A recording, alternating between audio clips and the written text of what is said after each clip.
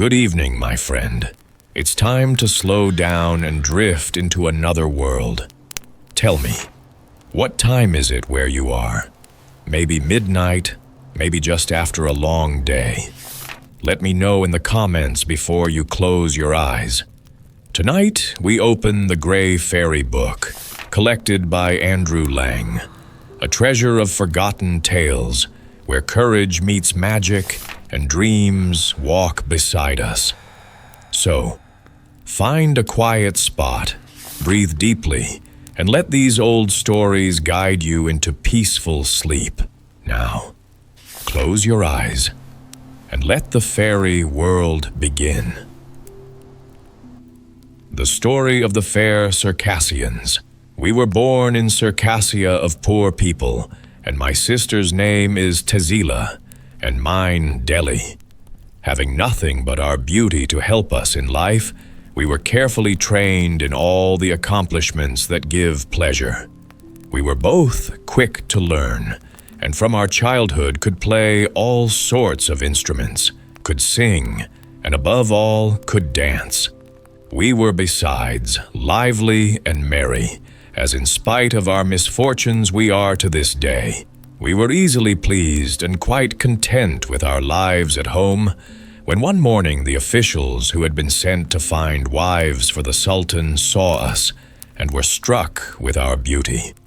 We had always expected something of the sort, and were resigned to our lot, when we chanced to see two young men enter our house. The elder, who was about 20 years of age, had black hair and very bright eyes. The other could not have been more than 15, and was so fair that he might easily have passed for a girl. They knocked at the door with a timid air and begged our parents to give them shelter, as they had lost their way. After some hesitation, their request was granted, and they were invited into the room in which we were. And if our parents' hearts were touched by their beauty, our own were not any harder, so that our departure for the palace, which had been arranged for the next day, suddenly became intolerable to us. Night came, and I awoke from my sleep to find the younger of the two strangers sitting at my bedside, and felt him take my hand. "Fear nothing, lovely Delhi," he whispered, "from one who never knew love till he saw you. My name," he went on, "is Prince Delicate, and I am the son of the king of the Isle of Black Marble. My friend, who travels with me, is one of the richest nobles of my country, and the secrets which he knows are the envy of the Sultan himself. And we left our native country because my father wished me to marry a lady of great beauty, but with one eye a trifle smaller than the other. My vanity was flattered at so speedy a conquest, and I was charmed with the way the young man had declared his passion. I turned my eyes slowly on him, and the look I gave him caused him almost to lose his senses. He fell fainting forward, and I was unable to move, till Tezila, who had hastily put on a dress, ran to my assistance together with Thelamis, the young noble of whom the prince had spoken. As soon as we were all ourselves again, we began to bewail our fate, and the journey that we were to take that very day to Constantinople. But we felt a little comforted when Thelamis assured us that he and the prince would follow in our steps, and would somehow contrive to speak to us. Then they kissed our hands, and left the house by a side way. A few moments later, our parents came to tell us that the escort had arrived, and having taken farewell of them, we mounted the camels, and took our seats in a kind of box that was fixed to the side of the animal. These boxes were large enough for us to sleep in comfortably, and as there was a window in the upper part, we were able to see the country through which we passed. For several days we journeyed on, feeling sad and anxious as to what might become of us, when one day, as I was looking out of the window of our room, I heard my name called, and beheld a beautifully dressed girl jumping out of the box on the other side of our camel. One glance told me that it was the prince, and my heart bounded with joy. It was, he said, Thelamis's idea to disguise him like this, and that he himself had assumed the character of a slave dealer who was taking this peerless maiden as a present to the Sultan. Thelamis had also persuaded the officer in charge of the caravan to let him hire the vacant box, so it was easy for the prince to scramble out of his own window and approach ours. This ingenious trick enchanted us, but our agreeable conversation was soon interrupted by the attendants, who perceived that the camel was walking in a crooked manner and came to find out what was wrong. Luckily, they were slow in their movements, and the prince had just time to get back to his own box and restore the balance before the trick was discovered. But neither the prince nor his friend had any intention of allowing us to enter the Sultan's palace, though it was difficult to know how we were to escape and what was to become of us when once we had escaped. At length, one day, as we were drawing near Constantinople, we learned from the prince that Thelamis had made acquaintance with a holy dervish whom he had met on the road, and had informed him that we were his sisters, who were being sold as slaves against his will. The good man was interested in the story, and readily agreed to find us shelter if we could manage to elude the watchfulness of our guards. The risk was great, but it was our only chance. That night, when the whole caravan was fast asleep, we raised the upper part of our boxes, and by the help of Thelamis climbed silently out.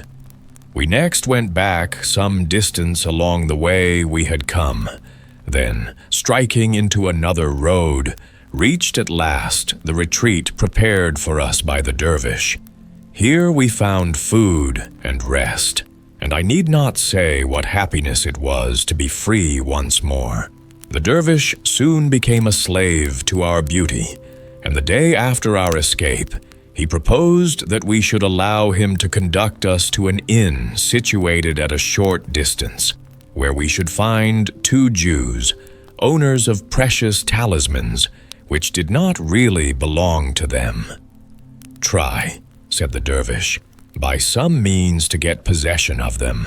The inn, though not on the direct road to Constantinople, was a favorite one with merchants, owing to the excellence of the food, and on our arrival we discovered at least 6 or 8 other people who had stopped for refreshment. They greeted us politely, and we sat down to table together. In a short time, the 2 men described by the dervish entered the room, and at a sign from him, my sister made room at her side for one, while I did the same for the other. Now the dervish had happened to mention that their brother had danced. At the moment we paid no attention to this remark, but it came back to our minds now, and we determined that they should dance also. To accomplish this, we used all our arts, and very soon bent them to our wills, so that they could refuse us nothing. At the end of the day, we remained possessors of the talismans, and had left them to their fate, while the prince and Thelamis fell more in love with us than ever, and declared that we were more lovely than any women in the world. The sun had set before we quitted the inn, and we had made no plans as to where we should go next, so we readily consented to the prince's proposal that we should embark without delay for the Isle of Black Marble. What a place it was! Rocks blacker than jet towered above its shores and shed thick darkness over the country. Our sailors had not been there before, and were nearly as frightened as ourselves. But thanks to Thelamis, who undertook to be our pilot, we landed safely on the beach. When we had left the coast behind us, with its walls of jet, We entered a lovely country where the fields were greener, the streams clearer, and the sun brighter than anywhere else. The people crowded round to welcome their prince, whom they loved dearly. But they told him that the king was still full of rage at his son's refusal to marry his cousin, the Princess Okimpare, and also at his flight. Indeed, they all begged him not to visit the capital, as his life would hardly be safe. So, much as I should have enjoyed seeing the home of my beloved prince, I implored him to listen to this wise advice and to let us all go to Thelamis's palace in the middle of a vast forest. To my sister and myself, who had been brought up in a cottage, this house of Thelamis's seemed like fairyland. It was built of pink marble, so highly polished that the flowers and streams surrounding it were reflected as in a mirror. One set of rooms was furnished especially for me in yellow silk and silver to suit my black hair. Fresh dresses were provided for us every day, and we had slaves to wait on us. Ah, why could not this happiness have lasted forever? The peace of our lives was troubled by Thelamis's jealousy of my sister, as he could not endure to see her on friendly terms with the prince, though knowing full well that his heart was mine. Every day we had scenes of tender reproaches and of explanations, but Tezila's tears never failed to bring Thelamis to his knees with prayers for forgiveness. We had been living in this way for some months when one day the news came that the king had fallen dangerously ill. I begged the prince to hurry at once to the court, both to see his father and also to show himself to the senators and nobles. But as his love for me was greater than his desire of a crown, he hesitated as if foreseeing all that afterwards happened. At last, Tezila spoke to him so seriously in Thelamis's presence that he determined to go, but promised that he would return before night. Night came, but no prince, and Tezila, who had been the cause of his departure, showed such signs of uneasiness that Thelamis's jealousy was at once awakened. As for me, I cannot tell what I suffered. Not being able to sleep, I rose from my bed and wandered into the forest, along the road which he had taken so many hours before. Suddenly, I heard in the distance the sound of a horse's hooves, and in a few moments the prince had flung himself down and was by my side. "Ah, how I adore you!" he exclaimed. "Thelamis's love will never equal mine." The words were hardly out of his mouth when I heard a slight noise behind, and before we could turn round, both our heads were rolling in front of us, while the voice of Thelamis cried, "Perjured wretches, answer me, and you, faithless Tezila, tell me why you have betrayed me like this." Then I understood what had happened, and that in his rage he had mistaken me for my sister. "Alas," replied my head in weak tones, "I am not Tezila, but Delhi, whose life you have destroyed, as well as that of your friend." At this, Thelamis paused and seemed to reflect for an instant. "Be not frightened," he said more quietly. "I can make you whole again." And laying a magic powder on our tongues, he placed our heads on our necks. In the twinkling of an eye, our heads were joined to our bodies, without leaving so much as a scar. Only that, blinded with rage as he still was, Thelamis had placed my head on the prince's body, and his on mine. I cannot describe to you how odd we both felt at this strange transformation. We both instinctively put up our hands, he to feel his hair, which was, of course, dressed like a woman's, and I to raise the turban which pressed heavily on my forehead. But we did not know what had happened to us, for the night was still dark, At this point, Tezila appeared, followed by a troop of slaves bearing flowers. It was only by the light of their torches that we understood what had occurred. Indeed, the first thought of both of us was that we must have changed clothes. Now, in spite of what we may say, we all prefer our own bodies to those of anybody else, so notwithstanding our love for each other, at first we could not help feeling a little cross with Thelamis. However, so deep was the prince's passion for me that very soon he began to congratulate himself on the change. "My happiness is perfect," he said. "My heart, beautiful Delhi, has always been yours, and now I have your head also."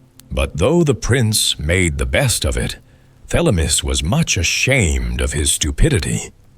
"I have," he said hesitatingly, "two other pastilles which have the same magic properties as those I used before.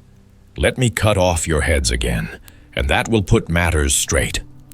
The proposal sounded tempting, but was a little risky, and after consulting together, we decided to let things remain as they were. "Do not blame me, then," continued Thelamis, "if you will not accept my offer.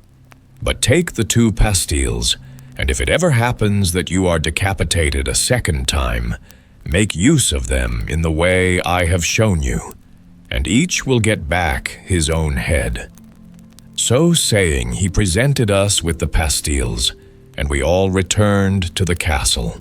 However, the troubles caused by the unfortunate exchange were only just beginning.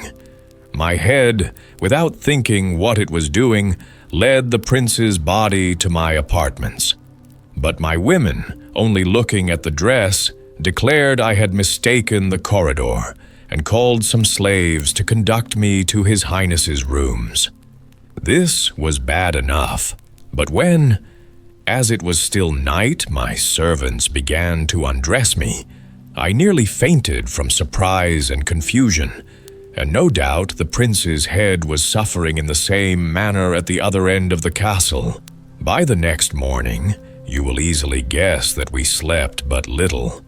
We had grown partly accustomed to our strange situation, and when we looked in the mirror, the prince had become brown-skinned and black-haired, while my head was covered with his curly, golden locks. And after that first day, everyone in the palace had become so accustomed to the change that they thought no more about it. Some weeks after this, we heard that the king of the Isle of Black Marble was dead. The prince's head, which once was mine, was full of ambitious desires, and he longed to ride straight to the capital and proclaim himself king. But then came the question as to whether the nobles would recognize the prince with a girl's body. And indeed, when we came to think of it, which was prince and which was girl? At last, after much argument, my head carried the day, and we set out, but only to find that the king had declared the Princess Okimpare his successor. The greater part of the senators and nobles openly professed that they would much have preferred the rightful heir, but as they could not recognize him either in the prince or me, they chose to consider us as impostors and threw us into prison. A few days later, Tezila and Thelamis, who had followed us to the capital, came to tell us that the new queen had accused us of high treason and had herself been present at our trial, which was conducted without us. They had been in mortal terror as to what would be our sentence, but by a piece of extraordinary luck, we had been condemned to be beheaded. I told my sister that I did not see exactly where the luck came in, but Thelamis interrupted me rudely. "What?" he cried. "Of course I shall make use of the pastilles and—" But here the officers arrived to lead us to the great square where the execution was to take place, for Okimpare was determined there should be no delay. The square was crowded with people of all ages and all ranks, and in the middle a platform had been erected on which was the scaffold, with the executioner in a black mask standing by.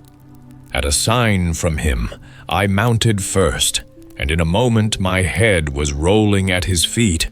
With a bound, my sister and Thelamis were beside me, and like lightning Thelamis seized the saber from the headsman and cut off the head of the prince. And before the multitude had recovered from their astonishment at these strange proceedings, our bodies were joined to our right heads, and the pastilles placed on our tongues. Then Thelamis led the prince to the edge of the platform and presented him to the people, saying, "Behold your lawful king." Shouts of joy rent the air at the sound of Thelamis's words, and the noise reached Okimpere in the palace. Smitten with despair at the news, she fell down unconscious on her balcony and was lifted up by the slaves and taken back to her own house. Meanwhile, our happiness was all turned to sorrow. I had rushed up to the prince to embrace him fondly, when he suddenly grew pale and staggered. "I die faithful to you," he murmured, turning his eyes towards me, "and I die a king." And leaning his head on my shoulder, he expired quietly, for one of the arteries in his neck had been cut through.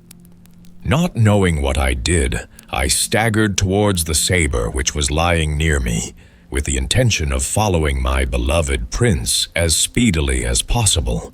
And when Thelamis seized my hand, but only just in time, in my madness I turned the saber upon him, and he fell struck through the heart at my feet.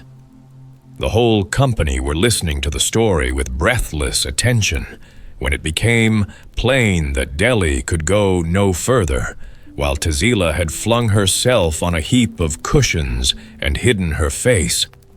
Zambak ordered her women to give them all the attention possible, and desired they should be carried into her own rooms. When the two sisters were in this condition, Ibrahim, who was a very prudent young man, suggested to his parents that, as the two Circassians were both unconscious, it would be an excellent opportunity to search them and see if the talismans belonging to the daughters of Sirocco were concealed about their persons.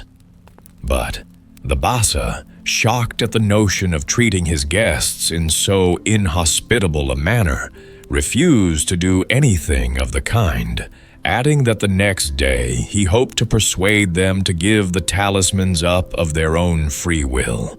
By this time it was nearly midnight, and Neangir, who was standing near the Jewess Sumi, drew out the portrait of Argentine, and heard with delight that she was even more beautiful than her picture. Everyone was waiting on tiptoe for the appearance of the two watches, who were expected when the clock struck 12 to come in search of Sumi, and that there might be no delay, the Bassa ordered all the doors to be flung wide open. It was done, and there entered not the longed-for watches, but the page who had been sent away in disgrace. Then the Bassa arose in wrath. "Azemi," he said, "did I not order you to stand no more in my presence?" "My lord," replied Azemi modestly, "I was hidden outside the door, listening to the tale of the two Circassians, and as I know you are fond of stories, give me also leave to tell you one. I promise you it shall not be long." "Speak on," replied the Bassa, "but take heed what you say." "My lord," began Azemi, "this morning I was walking in the town when I noticed a man going in the same direction, followed by a slave. He entered a baker's shop, where he bought some bread which he gave to the slave to carry. I watched him, and saw that he purchased many other kinds of provisions at other places, and when the slave could carry no more, his master commanded him to return home and have supper ready at midnight. When left alone, the man went up the street and, turning into a jeweler's shop, brought out a watch that, as far as I could see, was made of silver. He walked on a few steps, then stooped and picked up a gold watch which lay at his feet. At this point, I ran up and told him that if he did not give me half its price, I would report him to the Qadi.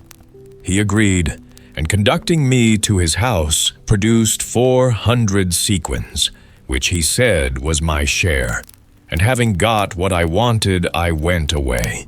As it was the hour for attending on my lord, I returned home and accompanied you to the Qadi, where I heard the story of the 3 Jews and learned the importance of the 2 watches I had left at the stranger's. I hastened to his house, but he had gone out, and I could only find the slave, whom I told that I was the bearer of important news for his master.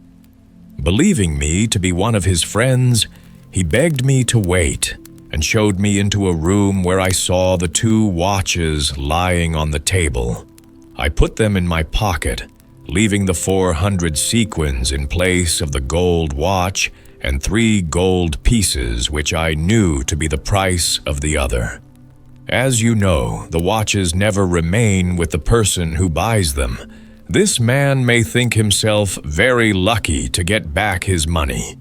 I have wound them both up, and at this instant Aurora and Argentine are locked safely into my own room. Everybody was so delighted to hear this news that Azemi was nearly stifled with their embraces, and Neangir could hardly be prevented from running to break in the door, though he did not even know where the page slept. But the page begged to have the honor of fetching the ladies himself, and soon returned, leading them by the hand. For some minutes all was a happy confusion, and Ibrahim took advantage of it to fall on his knees before Aurora and search in the 5th fold of her dress for the missing coral bead. The book of spells had told the truth. There it was, and as the chaplet was now complete, the young man's days of seeking were over. In the midst of the general rejoicing, Hassan alone bore a gloomy face. "Alas," he said, "everyone is happy but the miserable being you see before you.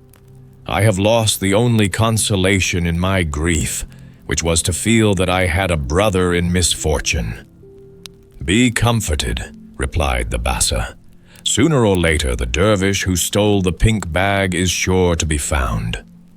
Supper was then served, and after they had all eaten of rare fruits, which seemed to them the most delicious in the whole world, the Bassa ordered the flask containing the elixir of love to be brought and the young people to drink of it. Then their eyes shone with a new fire, and they swore to be true to each other till death. This ceremony was scarcely over when the clock struck 1, and in an instant Aurora and Argentine had vanished, and in the place where they stood lay 2 watches. Silence fell upon all the company. They had forgotten the enchantment. Then the voice of Azemi was heard, asking if he might be allowed to take charge of the watches till the next day, pledging his head to end their enchantment. With the consent of Sumi, this was granted, and the Bassa gave Azemi a purse containing 1,000 sequins as a reward for the services he had already rendered to them. After this, everybody went to his own apartment. Azemi had never possessed so much money before, and never closed his eyes for joy the whole night long. Very early he got up and went into the garden, thinking how he could break the enchantment of the daughters of Sirocco. Suddenly the soft tones of a woman fell on his ear, and peeping through the bushes he saw Tezila, who was arranging flowers in her sister's hair. The rustling of the leaves caused Deli to start. She jumped up as if to fly, but Azemi implored her to remain and begged her to tell him what happened to them after the death of their lovers, and how they had come to find the dervish. "The punishment decreed to us by the Queen Okimpare," answered Delhi, "was that we were to dance and sing in the midst of our sorrow at a great fete which was to be held that very day for all her people. This cruel command nearly turned our brains, and we swore a solemn oath to make all lovers as wretched as we were ourselves. In this design we succeeded so well that in a short time the ladies of the capital came in a body to Okimpare, and prayed her to banish us from the kingdom before their lives were made miserable forever. She consented and commanded us to be placed on board a ship with our slave Guluku. On the shore we saw an old man who was busily engaged in drowning some little black pigs, talking to them all the while as if they could understand him. "Accursed race," said he, "it is you who have caused all the misfortunes of him to whom I gave the magic bracelet. Perish all of you." We drew near from curiosity and recognized in him the dervish who had sheltered us on our first escape from the caravan. When the old man discovered who we were, he was beside himself with pleasure and offered us a refuge in the cave where he lived. We gladly accepted his offer, and to the cave we all went, taking with us the last little pig, which he gave us as a present. "The Bassa of the sea," he added, "will pay you anything you like to ask for it." Without asking why it was so precious, I took the pig and placed it in my work bag, where it has been ever since. Only yesterday we offered it to the Bassa, who laughed at us, and this so enraged us against the dervish that we cut off his beard when he was asleep, and now he dare not show himself. "Ah," exclaimed the page, "it is not fitting that such beauty should waste itself in making other people miserable. Forget the unhappy past and think only of the future. And accept, I pray you, this watch to mark the brighter hours in store." So saying, he laid the watch upon her knee. Then he turned to Tezila. "And you, fair maiden, permit me to offer you this other watch. True, it is only of silver, but it is all I have left to give. And I feel quite sure that you must have somewhere a silver seal. That will be exactly the thing to go with it." "Why, so you have," cried Delhi. "Fasten your silver seal to your watch, and I will hang my gold one onto mine."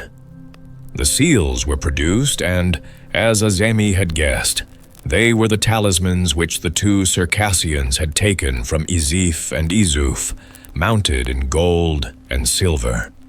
As quick as lightning, the watches slid from the hands of Tezila and her sister, and Aurora and Argentine stood before them, each with her talisman on her finger. At first, they seemed rather confused themselves at the change which had taken place, and the sunlight which they had not seen for so long.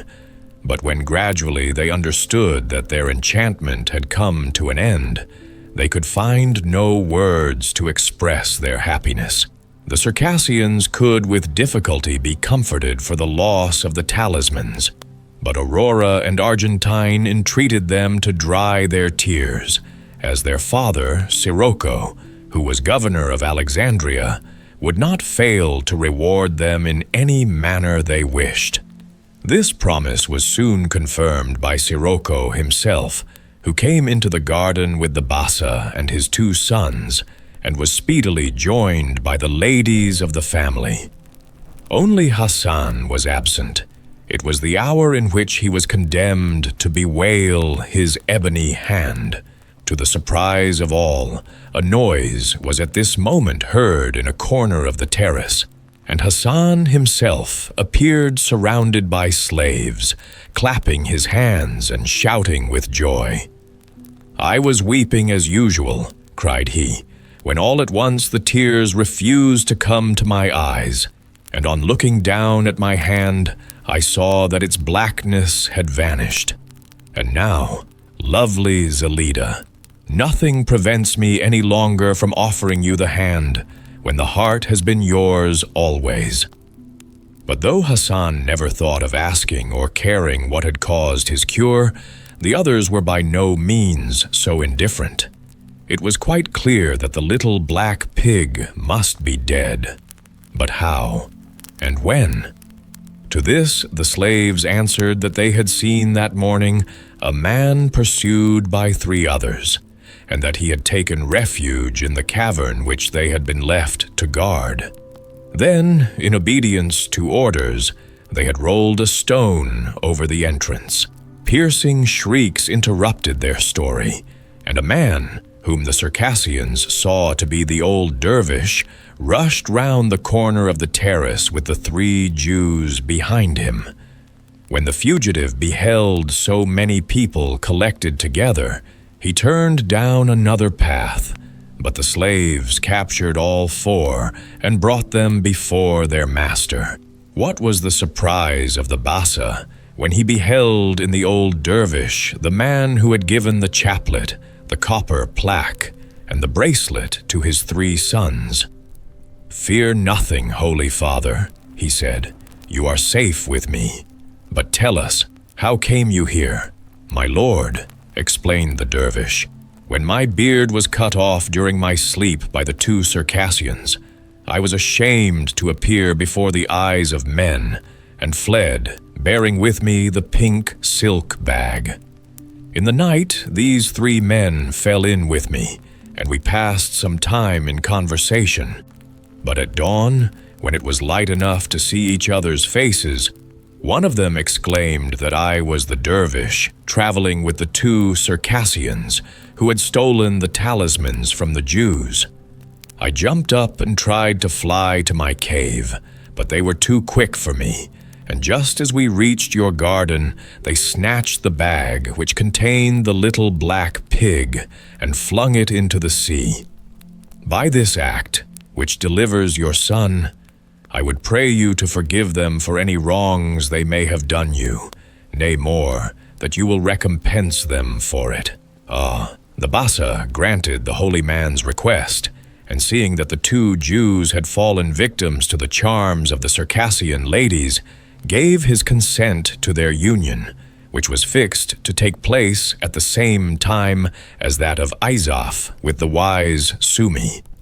The Qadi was sent for, and the Jews exchanged the hats of their race for the turbans of the followers of the Prophet. Then, after so many misfortunes, the Bassa's 3 sons entreated their father to delay their happiness no longer, and the 6 marriages were performed by the Qadi at the hour of noon. The Jackal and the Spring. Once upon a time, all the streams and rivers ran so dry that the animals did not know how to get water. After a very long search, which had been quite in vain, they found a tiny spring, which only wanted to be dug deeper so as to yield plenty of water. So the beasts said to each other, "Let us dig a well, and then we shall not fear to die of thirst." And they all consented except the jackal, who hated work of any kind, and generally got somebody to do it for him. When they had finished their well, they held a council as to who should be made the guardian of the well, so that the jackal might not come near it. For they said, "He would not work, therefore he shall not drink." After some talk, it was decided that the rabbit should be left in charge. Then all the other beasts went back to their homes. When they were out of sight, the jackal arrived. Good morning, rabbit." And the rabbit politely said, "Good morning." Then the jackal unfastened the little bag that hung at his side, and pulled out of it a piece of honeycomb, which he began to eat, and turning to the rabbit, he remarked, "As you see, rabbit, I am not thirsty in the least, and this is nicer than any water." "Give me a bit," asked the rabbit, so the jackal handed him a very little morsel. "Oh, how good it is!" cried the rabbit. "Give me a little more, dear friend."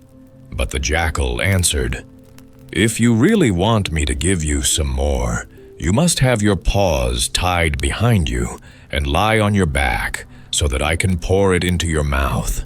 The rabbit did as he was bid, and when he was tied tight and popped on his back, the jackal ran to the spring and drank as much as he wanted. When he had quite finished, he returned to his den. In the evening, the animals all came back, and when they saw the rabbit lying with his paws tied, they said to him, "Rabbit, how did you let yourself be taken in like this?" "It was all the fault of the jackal," replied the rabbit. "He tied me up like this and told me he would give me something nice to eat. It was all a trick just to get at our water." "Rabbit, you are no better than an idiot to have let the jackal drink our water when he would not help to find it. Who shall be our next watchman? We must have somebody a little sharper than you." And the little hare called out, "I will be the watchman." The following morning, the animals all went their various ways, leaving the little hare to guard the spring. When they were out of sight, the jackal came back. Good morning, little hare." And the little hare politely said, "Good morning. Can you give me a pinch of snuff?" said the jackal. "I am so sorry, but I have none," answered the little hare. The jackal then came and sat down by the little hare and unfastened his little bag, pulling out of it a piece of honeycomb. He licked his lips and exclaimed, "Oh, little hare, if you only knew how good it is." "What is it?" asked the little hare. "It is something that moistens my throat so deliciously," answered the jackal, "that after I have eaten it, I don't feel thirsty anymore, while I am sure that all you other beasts are forever wanting water." "Give me a bit, dear friend," asked the little hare. "Not so fast," replied the jackal. "If you really wish to enjoy what you are eating, you must have your paws tied behind you and lie on your back so that I can pour it into your mouth." "You can tie them, only be quick," said the little hare. And when he was tied tight and popped on his back, the jackal went quietly down to the well and drank as much as he wanted. When he had quite finished, he returned to his den. In the evening, the animals all came back, and when they saw the little hare with his paws tied, they said to him, "Little hare, how did you let yourself be taken in like this? Didn't you boast you were very sharp? You undertook to guard our water. Now show us how much is left for us to drink." "It is all the fault of the jackal," replied the little hare. "He told me he would give me something nice to eat if I would just let him tie my hands behind my back." Then the animals said, "Who can we trust to mount guard now?" And the panther answered, "Let it be the tortoise." The following morning, the animals all went their various ways, leaving the tortoise to guard the spring. When they were out of sight, the jackal came back. "Good morning, tortoise. Good morning." But the tortoise took no notice. "Good morning, tortoise. Good morning." But still the tortoise pretended not to hear. Then the jackal said to himself, "Well, today I have only got to manage a bigger idiot than before. I shall just kick him on one side and then go and have a drink." So he went up to the tortoise and said to him in a soft voice, "Tortoise, tortoise." But the tortoise took no notice. Then the jackal kicked him out of the way and went to the well and began to drink. But scarcely had he touched the water than the tortoise seized him by the leg. The jackal shrieked out, "Oh, you will break my leg!" But the tortoise only held on the tighter. The jackal then took his bag and tried to make the tortoise smell the honeycomb he had inside. But the tortoise turned away his head and smelt nothing. At last, the jackal said to the tortoise, "I should like to give you my bag and everything in it." But the only answer the tortoise made was to grasp the jackal's leg tighter still. So matters stood when the other animals came back. The moment he saw them, the jackal gave a violent tug and managed to free his leg, and then took to his heels as fast as he could. And the animals all said to the tortoise, "Well done, tortoise. You have proved your courage. Now we can drink from our well in peace, as you have got the better of that thieving jackal." The bear. Once on a time, there was a king who had an only daughter. He was so proud and so fond of her that he was in constant terror that something would happen to her if she went outside the palace. And thus, owing to his great love for her, he forced her to lead the life of a prisoner, shut up within her own rooms. The princess did not like this at all, and one day she complained about it very bitterly to her nurse. Now, the nurse was a witch, though the king did not know it. For some time she listened and tried to soothe the princess, but when she saw that she would not be comforted, she said to her, "Your father loves you very dearly. As you know, whatever you were to ask from him, he would give you. The one thing he will not grant you is permission to leave the palace. Now, do as I tell you. Go to your father and ask him to give you a wooden wheelbarrow and a bear's skin. When you have got them, bring them to me, and I will touch them with my magic wand. The wheelbarrow will then move of itself and will take you at full speed wherever you want to go. And the bear's skin will make such a covering for you that no one will recognize you." So the princess did as the witch advised her. The king, when he heard her strange request, was greatly astonished and asked her what she meant to do with a wheelbarrow and a bear's skin. And the princess answered, "You never let me leave the house. At least you might grant me this request." So the king granted it, and the princess went back to her nurse, taking the barrow and the bear's skin with her. As soon as the witch saw them, she touched them with her magic wand, and in a moment the barrow began to move about in all directions. The princess next put on the bear's skin, which so completely changed her appearance that no one could have known that she was a girl and not a bear. In this strange attire, she seated herself on the barrow, and in a few minutes she found herself far away from the palace and moving rapidly through a great forest. Here she stopped the barrow with a sign that the witch had shown her, and hid herself and it in a thick grove of flowering shrubs. Now it happened that the prince of that country was hunting with his dogs in the forest. Suddenly he caught sight of the bear hiding among the shrubs, and calling his dogs, hounded them on to attack it. But the girl, seeing what peril she was in, cried, "Call off your dogs, or they will kill me.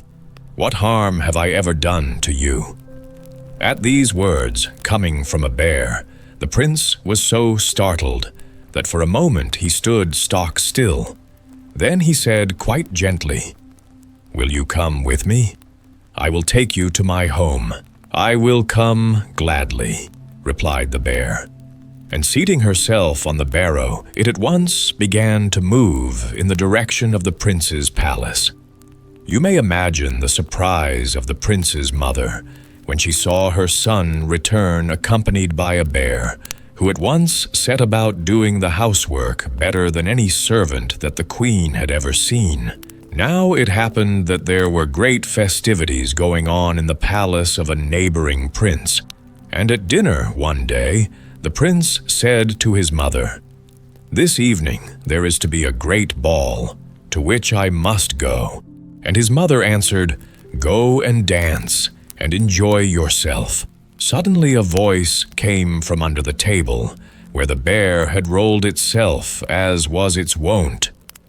"Let me come to the ball. I, too, would like to dance." But the only answer the prince made was to give the bear a kick and to drive it out of the room. In the evening, the prince set off for the ball.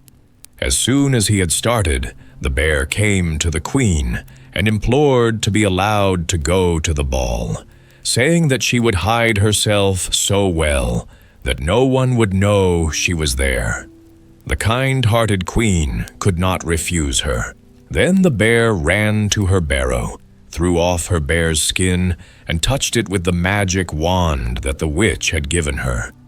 In a moment, the skin was changed into an exquisite ball dress woven out of moonbeams, and the wheelbarrow was changed into a carriage drawn by 2 prancing steeds.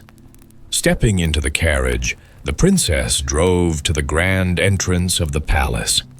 When she entered the ballroom in her wondrous dress of moonbeams, she looked so lovely, so different from all the other guests, that everyone wondered who she was, and no one could tell where she had come from. From the moment he saw her, the prince fell desperately in love with her, and all the evening he would dance with no one else but the beautiful stranger. When the ball was over, the princess drove away in her carriage at full speed, for she wished to get home in time to change her ball dress into the bear's skin and the carriage into the wheelbarrow before anyone discovered who she was. The prince, putting spurs into his horse, rode after her, for he was determined not to let her out of his sight. But suddenly, a thick mist arose and hid her from him. When he reached his home, he could talk to his mother of nothing else but the beautiful stranger with whom he had danced so often and with whom he was so much in love. And the bear beneath the table smiled to itself and muttered, "I am the beautiful stranger. Oh, how I have taken you in." The next evening there was a second ball, and as you may believe, the prince was determined not to miss it, for he thought he would once more see the lovely girl and dance with her and talk to her and make her talk to him, for at the first ball she had never opened her lips. And sure enough, as the music struck up the first dance, the beautiful stranger entered the room, looking even more radiant than the night before, for this time her dress was woven out of the rays of the sun. All evening the prince danced with her, but she never spoke a word. When the ball was over, he tried once more to follow her carriage, that he might know whence she came, but suddenly a great waterspout fell from the sky, and the blinding sheets of rain hid her from his sight. When he reached his home, he told his mother that he had again seen the lovely girl, and that this time she had been even more beautiful than the night before.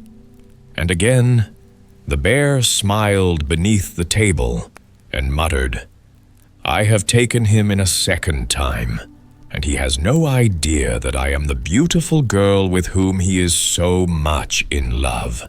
On the next evening, the prince returned to the palace for the third ball, and the princess went too, and this time she had changed her bear's skin into a dress woven out of the starlight, studded all over with gems, and she looked so dazzling and so beautiful that everyone wondered at her and said that no one so beautiful had ever been seen before. And the prince danced with her, and though he could not induce her to speak, he succeeded in slipping a ring on her finger. When the ball was over, he followed her carriage and rode at such a pace that for long he kept it in sight. Then suddenly a terrible wind arose between him and the carriage, and he could not overtake it. When he reached his home, he said to his mother, "I do not know what is to become of me. I think I shall go mad. I am so much in love with that girl, and I have no means of finding out who she is. I danced with her, and I gave her a ring, and yet I do not know her name, nor where I am to find her." Then the bear laughed beneath the table and muttered to itself, and the prince continued, "I am tired to death. Order some soup to be made for me, but I don't want that bear to meddle with it. Every time I speak of my love, the brute mutters and laughs and seems to mock at me. I hate the sight of the creature." When the soup was ready, the bear brought it to the prince, but before handing it to him, she dropped into the plate the ring the prince had given her the night before at the ball. The prince began to eat his soup very slowly and languidly, for he was sad at heart, and all his thoughts were busy, wondering how and where he could see the lovely stranger again. Suddenly, he noticed the ring at the bottom of the plate. In a moment, he recognized it and was dumb with surprise. Then he saw the bear standing beside him, looking at him with gentle, beseeching eyes, and something in the eyes of the bear made him say, "Take off that skin. Some mystery is hidden beneath it." And the bear's skin dropped off, and the beautiful girl stood before him, in the dress woven out of the starlight, and he saw that she was the stranger with whom he had fallen so deeply in love. And now she appeared to him 1,000 times more beautiful than ever, and he led her to his mother. And the princess told them her story, and how she had been kept shut up by her father in his palace, and how she had wearied of her imprisonment. And the prince's mother loved her, and rejoiced that her son should have so good and beautiful a wife. So they were married, and lived happily for many years, and reigned wisely over their kingdom. The Sunchild. Once there was a woman who had no children, and this made her very unhappy. So she spoke one day to the Sunball, saying, "Dear Sunball, send me only a little girl now, and when she is 12 years old, you may take her back again." So soon after this, the Sunball sent her a little girl, whom the woman called Letico, and watched over with great care till she was 12 years old. Soon after that, while Letico was away one day gathering herbs, the Sunball came to her and said, "Letico, when you go home, tell your mother that she must bethink herself of what she promised me." Then Letico went straight home and said to her mother, "While I was gathering herbs, a fine, tall gentleman came to me and charged me to tell you that you should remember what you promised him." When the woman heard that, she was sore afraid, and immediately shut all the doors and windows of the house, stopped up all the chinks and holes, and kept Letico hidden away, that the Sunball should not come and take her away. But she forgot to close up the keyhole, and through it the Sunball sent a ray into the house, which took hold of the little girl and carried her away to him. One day, the Sunball having sent her to the straw shed to fetch straw, the girl sat down on the piles of straw and bemoaned herself, saying, "As sighs this straw under my feet, so sighs my heart after my mother." And this caused her to be so long away that the Sunball asked her, when she came back, "Eh, Letico, where have you been so long?" She answered, "My slippers are too big, and I could not go faster." Then the Sunball made the slippers shorter. Another time he sent her to fetch water, and when she came to the spring, she sat down and lamented, saying, "As flows the water, even so flows my heart with longing for my mother." Thus she again remained so long away that the Sunball asked her, "Eh, Letico, why have you remained so long away?" And she answered, "My petticoat is too long and hinders me in walking." Then the Sunball cut her petticoat to make it shorter. Another time the Sunball sent her to bring him a pair of sandals, And as the girl carried these in her hand, she began to lament, saying, "As creaks the leather, so creaks my heart after my little mother." When she came home, the sunball asked her again, "Eh, Letiko, why do you come home so late? My red hood is too wide and falls over my eyes. Therefore I could not go fast." Then he made the hood narrower. At last, however, the sunball became aware how sad Letiko was. He sent her a second time to bring straw, and, slipping in after her, he heard how she lamented for her mother. Then he went home, called 2 foxes to him, and said, "Will you take Letiko home?" "Yes, why not? But what will you eat and drink if you should become hungry and thirsty by the way?" "We will eat her flesh and drink her blood." When the sunball heard that, he said, "You are not suited for this affair." Then he sent them away and called 2 hares to him and said, "Will you take Letiko home to her mother?" "Yes, why not? What will you eat and drink if you should become hungry and thirsty by the way?" "We will eat grass and drink from streamlets." "Then take her and bring her home." Then the hares set out, taking Letiko with them, and because it was a long way to her home, they became hungry by the way. Then they said to the little girl, "Climb this tree, dear Letiko, and remain there till we have finished eating." So Letiko climbed the tree, and the hares went grazing. It was not very long, however, before a lamia came under the tree and called out, "Letiko, Letiko, come down and see what beautiful shoes I have on. Oh, my shoes are much finer than yours. Come down, I am in a hurry, for my house is not yet swept. Go home and sweep it then, and come back when you are ready." Then the lamia went away and swept her house, and when she was ready she came back and called out, "Letiko, Letiko, come down and see what a beautiful apron I have. Oh, my apron is much finer than yours. If you will not come down, I will cut down the tree and eat you." Then the lamia hewed with all her strength at the tree, but could not cut it down.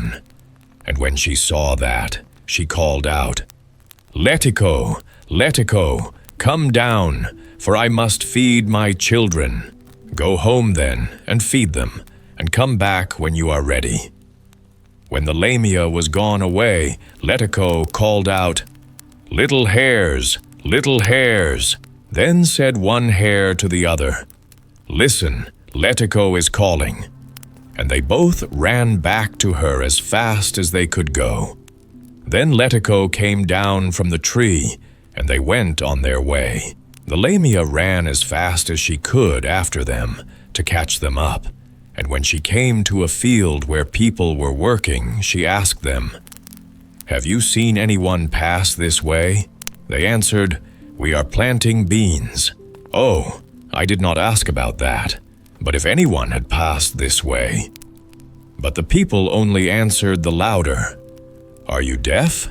It is beans, beans, beans we are planting." When Letiko had nearly reached her home, the dog knew her and called out, "Bow wow, see here comes Letiko." And the mother said, "Hush, thou beast of ill omen, wilt thou make me burst with misery?" Next, the cat on the roof saw her and called out, "Meow, meow, see here comes Letiko."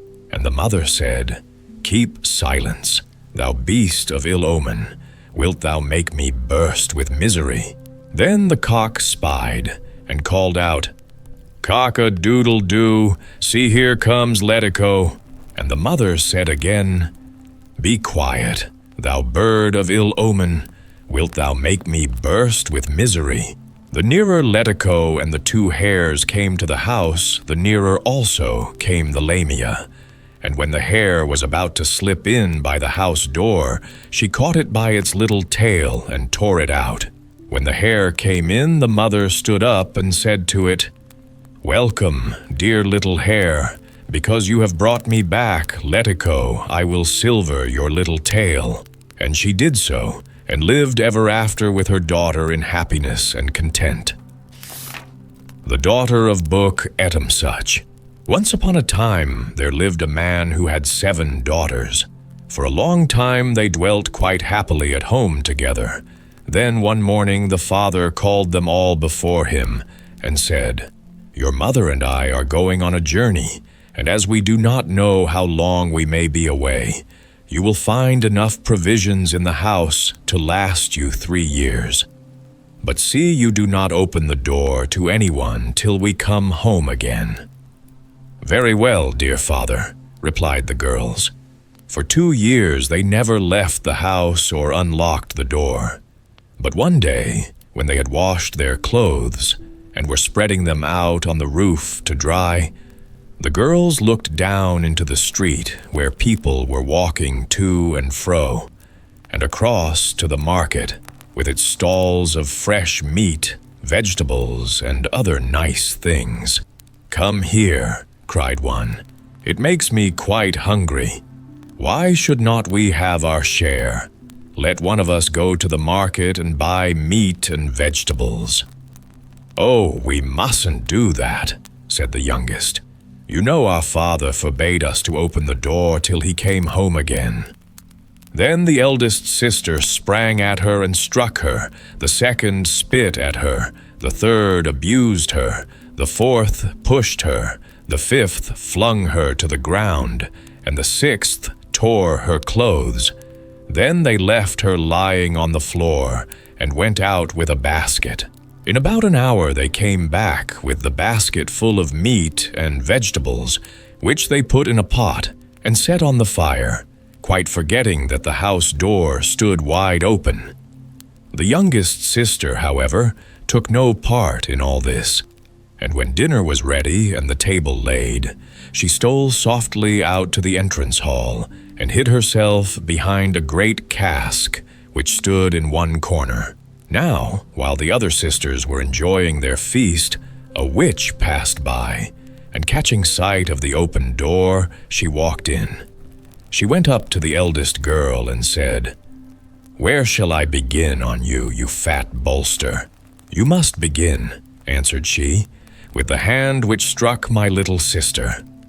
So the witch gobbled her up, and when the last scrap had disappeared, she came to the second and asked, "Where shall I begin on you, my fat bolster?"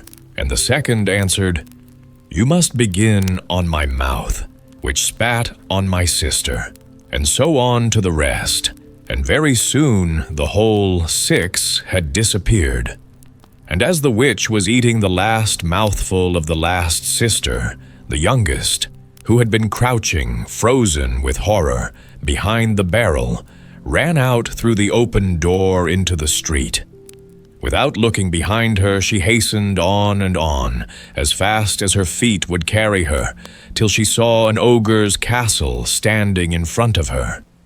In a corner near the door, she spied a large pot, and she crept softly up to it, and pulled the cover over it, and went to sleep. By and by the ogre came home. "Fee, fo, fum," cried he. "I smell the smell of a man. What ill fate has brought him here?" And he looked through all the rooms and found nobody. "Where are you?" he called. "Do not be afraid. I will do you no harm." But the girl was still silent. "Come out, I tell you," repeated the ogre. "Your life is quite safe. If you are an old man, you shall be my father. If you are a boy, you shall be my son. If your years are as many as mine, you shall be my brother. If you are an old woman, you shall be my mother. If you are a young one, you shall be my daughter. If you are middle-aged, you shall be my wife. So come out, and fear nothing." Then the maiden came out of her hiding place and stood before him. "Fear nothing," said the ogre again. And when he went away to hunt, he left her to look after the house. In the evening he returned, bringing with him hares, partridges, and gazelles for the girl's supper. For himself he only cared for the flesh of men, which she cooked for him. He also gave into her charge the keys of 6 rooms, but the key of the 7th he kept himself. And time passed on, and the girl and the ogre still lived together. She called him father, and he called her daughter, and never once did he speak roughly to her. One day the maiden said to him, "Father, give me the key of the upper chamber." "No, my daughter," replied the ogre. "There is nothing there that is any use to you." "But I want the key," she repeated again. However, the ogre took no notice and pretended not to hear. The girl began to cry and said to herself, "Tonight, when he thinks I am asleep, I will watch and see where he hides it." And after she and the ogre had supped, she bade him good night and left the room. In a few minutes, she stole quietly back and watched from behind a curtain. In a little while, she saw the ogre take the key from his pocket and hide it in a hole in the ground before he went to bed. And when all was still, she took out the key and went back to the house. The next morning, the ogre awoke with the first ray of light, and the first thing he did was to look for the key. It was gone, and he guessed at once what had become of it. But instead of getting into a great rage, as most ogres would have done, he said to himself, "If I wake the maiden up, I shall only frighten her. For today she shall keep the key, and when I return tonight, it will be time enough to take it from her." So he went off to hunt. The moment he was safe out of the way, the girl ran upstairs and opened the door of the room, which was quite bare. The one window was closed, and she threw back the lattice and looked out. Beneath lay a garden which belonged to the prince, and in the garden was an ox, who was drawing up water from the well all by himself, for there was nobody to be seen anywhere. The ox raised his head at the noise the girl made in opening the lattice, and said to her, "Good morning, O Daughter of Buk Ettemsuch. Your father is feeding you up till you are nice and fat, and then he will put you on a spit and cook you." These words so frightened the maiden that she burst into tears and ran out of the room. All day she wept, and when the ogre came home at night, no supper was ready for him. "What are you crying for?" said he. "Where is my supper? And is it you who have opened the upper chamber?" "Yes, I opened it," answered she. "And what did the ox say to you?" "He said, 'Good morning, O Daughter of Buk Ettemsuch. Your father is feeding you up till you are nice and fat, and then he will put you on a spit and cook you.'" "All right," replied the girl. And the next morning, when the ox spoke to her, she answered him as she had been told, and he fell down straight upon the ground, and lay there 7 days and 7 nights. But the flowers in the garden withered, for there was no one to water them. When the prince came into his garden, he found nothing but yellow stalks. In the midst of them, the ox was lying. With a blow from his sword, he killed the animal, and turning to his attendants, he said, "Go and fetch another ox." And they brought in a great beast, and he drew the water out of the well, and the flowers revived, and the grass grew green again. Then the prince called his attendants and went away. The next morning the girl heard the noise of the water wheel, and she opened the lattice and looked out of the window. "Good morning, O Daughter of Buk Ettemsuch," said the new ox. "Your father is feeding you up till you are nice and fat, and then he will put you on a spit and cook you." And the maiden answered, "My father is feeding me up till I am nice and fat, but he does not mean to eat me. If I had one of your eyes, I would use it for a mirror and look at myself before and behind. And your girths should be loosened, and you should be blind. 7 days and 7 nights. Directly she uttered these words, the ox fell to the ground and lay there 7 days and 7 nights. Then he arose and began to draw the water from the well. He had only turned the wheel once or twice when the prince took it into his head to visit his garden and see how the new ox was getting on. When he entered, the ox was working busily, but in spite of that, the flowers and grass were dried up, and the prince drew his sword and rushed at the ox to slay him, as he had done the other. But the ox fell on his knees and said, "My lord, only spare my life, and let me tell you how it happened." What happened?" asked the prince. "My lord, a girl looked out of that window and spoke a few words to me, and I fell to the ground. For 7 days and 7 nights I lay there, unable to move. But, O my lord, it is not given to us twice to behold beauty such as hers." "It is a lie," said the prince. "An ogre dwells there. Is it likely that he keeps a maiden in his upper chamber?" "Why not?" replied the ox. "But if you come here at dawn tomorrow and hide behind that tree, you will see for yourself." "So I will," said the prince, "and if I find that you have not spoken truth, I will kill you." The prince left the garden, and the ox went on with his work. Next morning the prince came early to the garden and found the ox busy with the water wheel. "Has the girl appeared yet?" he asked. "Not yet, but she will not be long. Hide yourself in the branches of that tree, and you will soon see her." The prince did as he was told, and scarcely was he seated when the maiden threw open the lattice. "Good morning, O daughter of Buk Ettemsuch," said the ox.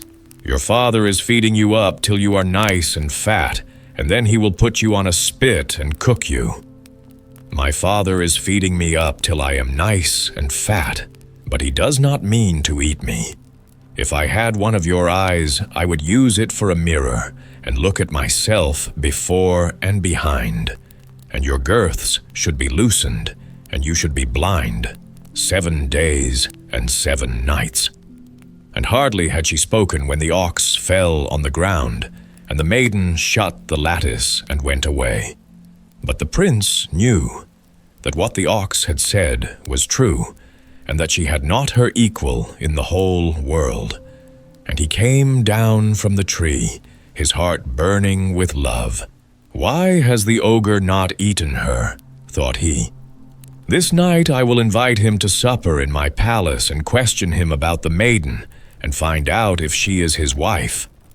So the prince ordered a great ox to be slain and roasted whole, and 2 huge tanks to be made, one filled with water and the other with wine. And towards evening he called his attendants and went to the ogre's house to wait in the courtyard till he came back from hunting. The ogre was surprised to see so many people assembled in front of his house, but he bowed politely and said, "Good morning, dear neighbors. To what do I owe the pleasure of this visit? I have not offended you, I hope." "Oh, certainly not," answered the prince.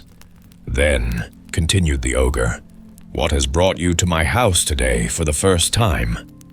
"We should like to have supper with you," said the prince.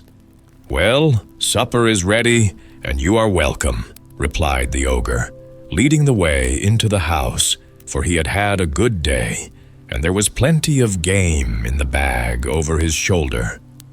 A table was quickly prepared, and the prince had already taken his place when he suddenly exclaimed, "After all, Buk Ettemsuch, suppose you come to supper with me." "Where?" asked the ogre. "In my house. I know it is all ready." "But it is so far off. Why not stay here?" "Oh, I will come another day, but this evening I must be your host." So the ogre accompanied the prince and his attendants back to the palace. After a while, the prince turned to the ogre and said, "It is as a wooer that I appear before you. I seek a wife from an honorable family." "But I have no daughter," replied the ogre. "Oh, yes, you have. I saw her at the window." "Well, you can marry her if you wish," said he. So the prince's heart was glad as he and his attendants rode back with the ogre to his house, and as they parted, the prince said to his guest, "You will not forget the bargain we have made. I am not a young man, and never break my promises," said the ogre, and went in and shut the door. Upstairs he found the maiden, waiting till he returned to have her supper, for she did not like eating by herself. "I have had my supper," said the ogre, "for I have been spending the evening with the prince." "Where did you meet him?" asked the girl. "Oh, we are neighbors, and grew up together, and tonight I promised that you should be his wife." "I don't want to be any man's wife," answered she, but this was only pretense, for her heart too was glad.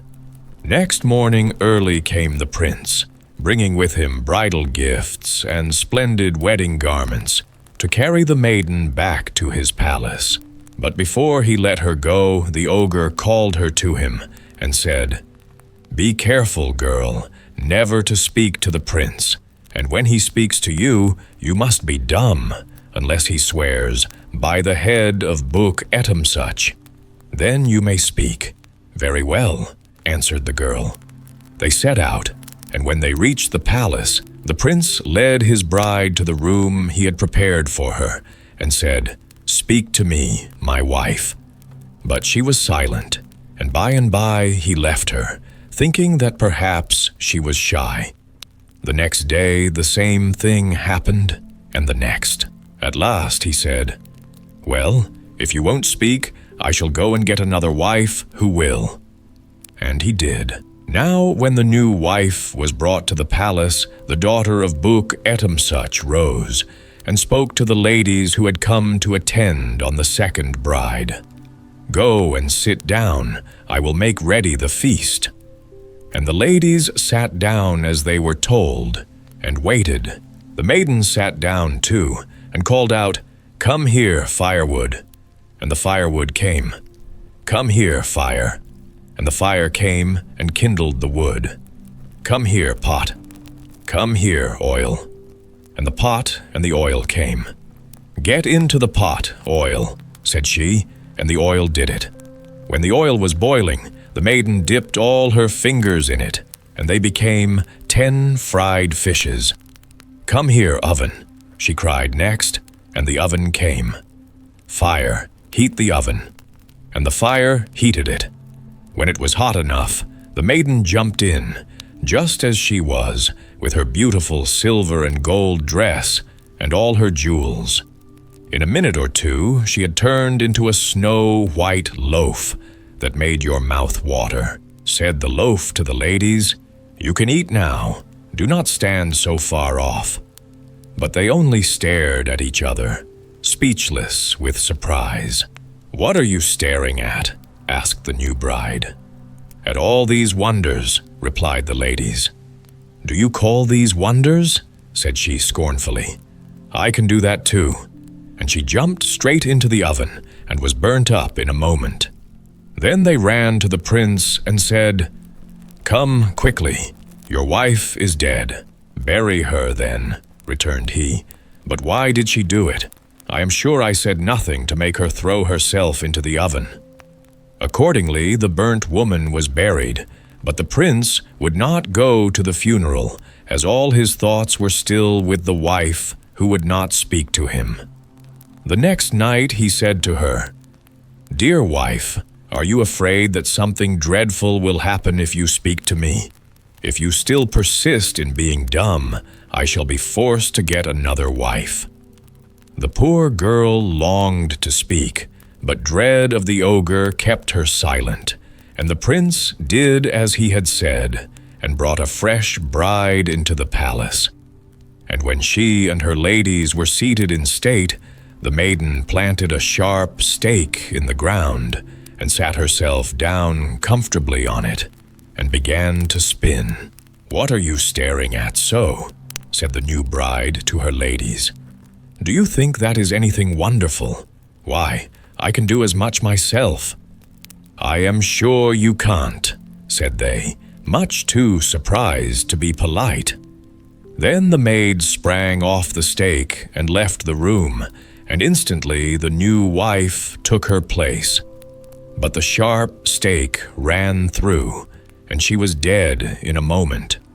So they sent to the prince and said, "Come quickly and bury your wife." So they buried her, and in the evening the prince came to the daughter of Buk Ettemsuch and said to her, "Speak to me, or I shall have to take another wife." But she was afraid to speak to him. The following day the prince hid himself in the room and watched. And soon the maiden woke and said to the pitcher and to the water jug, "Quick, go down to the spring and bring me some water. I am thirsty." And they went. But as they were filling themselves at the spring, the water jug knocked against the pitcher and broke off its spout. And the pitcher burst into tears and ran to the maiden and said, "Mistress, beat the water jug, for he has broken my spout. By the head of Buk Ettemsuch, I implore you not to beat me." "Ah," she replied, "if only my husband had sworn by that oath, I could have spoken to him from the beginning, and he need never have taken another wife. But now he will never say it, and he will have to go on marrying fresh ones." And the prince, from his hiding place, heard her words, and he jumped up and ran to her and said, "By the head of Buk Ettemsuch, speak to me." So she spoke to him, and they lived happily to the end of their days, because the girl kept the promise she had made to the ogre.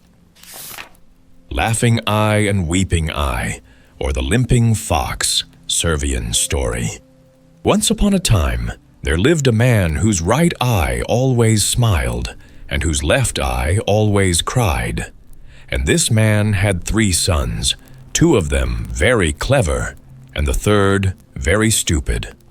Now these 3 sons were very curious about the peculiarity of their father's eyes, and as they could not puzzle out the reason for themselves, they determined to ask their father why he did not have eyes like other people. So the eldest of the 3 went one day into his father's room and put the question straight out. But instead of answering, the man flew into a fearful rage and sprang at him with a knife. The young fellow ran away in a terrible fright and took refuge with his brothers, who were awaiting anxiously the result of the interview. "You had better go yourselves," was all the reply they got, "and see if you will fare any better." Upon hearing this, the second son entered his father's room, only to be treated in the same manner as his brother, and back he came telling the youngest, the fool of the family, that it was his turn to try his luck. Then the youngest son marched boldly up to his father and said to him, "My brothers would not let me know what answer you had given to their question. But now, do tell me why your right eye always laughs, and your left eye always weeps." As before, the father grew purple with fury and rushed forwards with his knife. But the simpleton did not stir a step.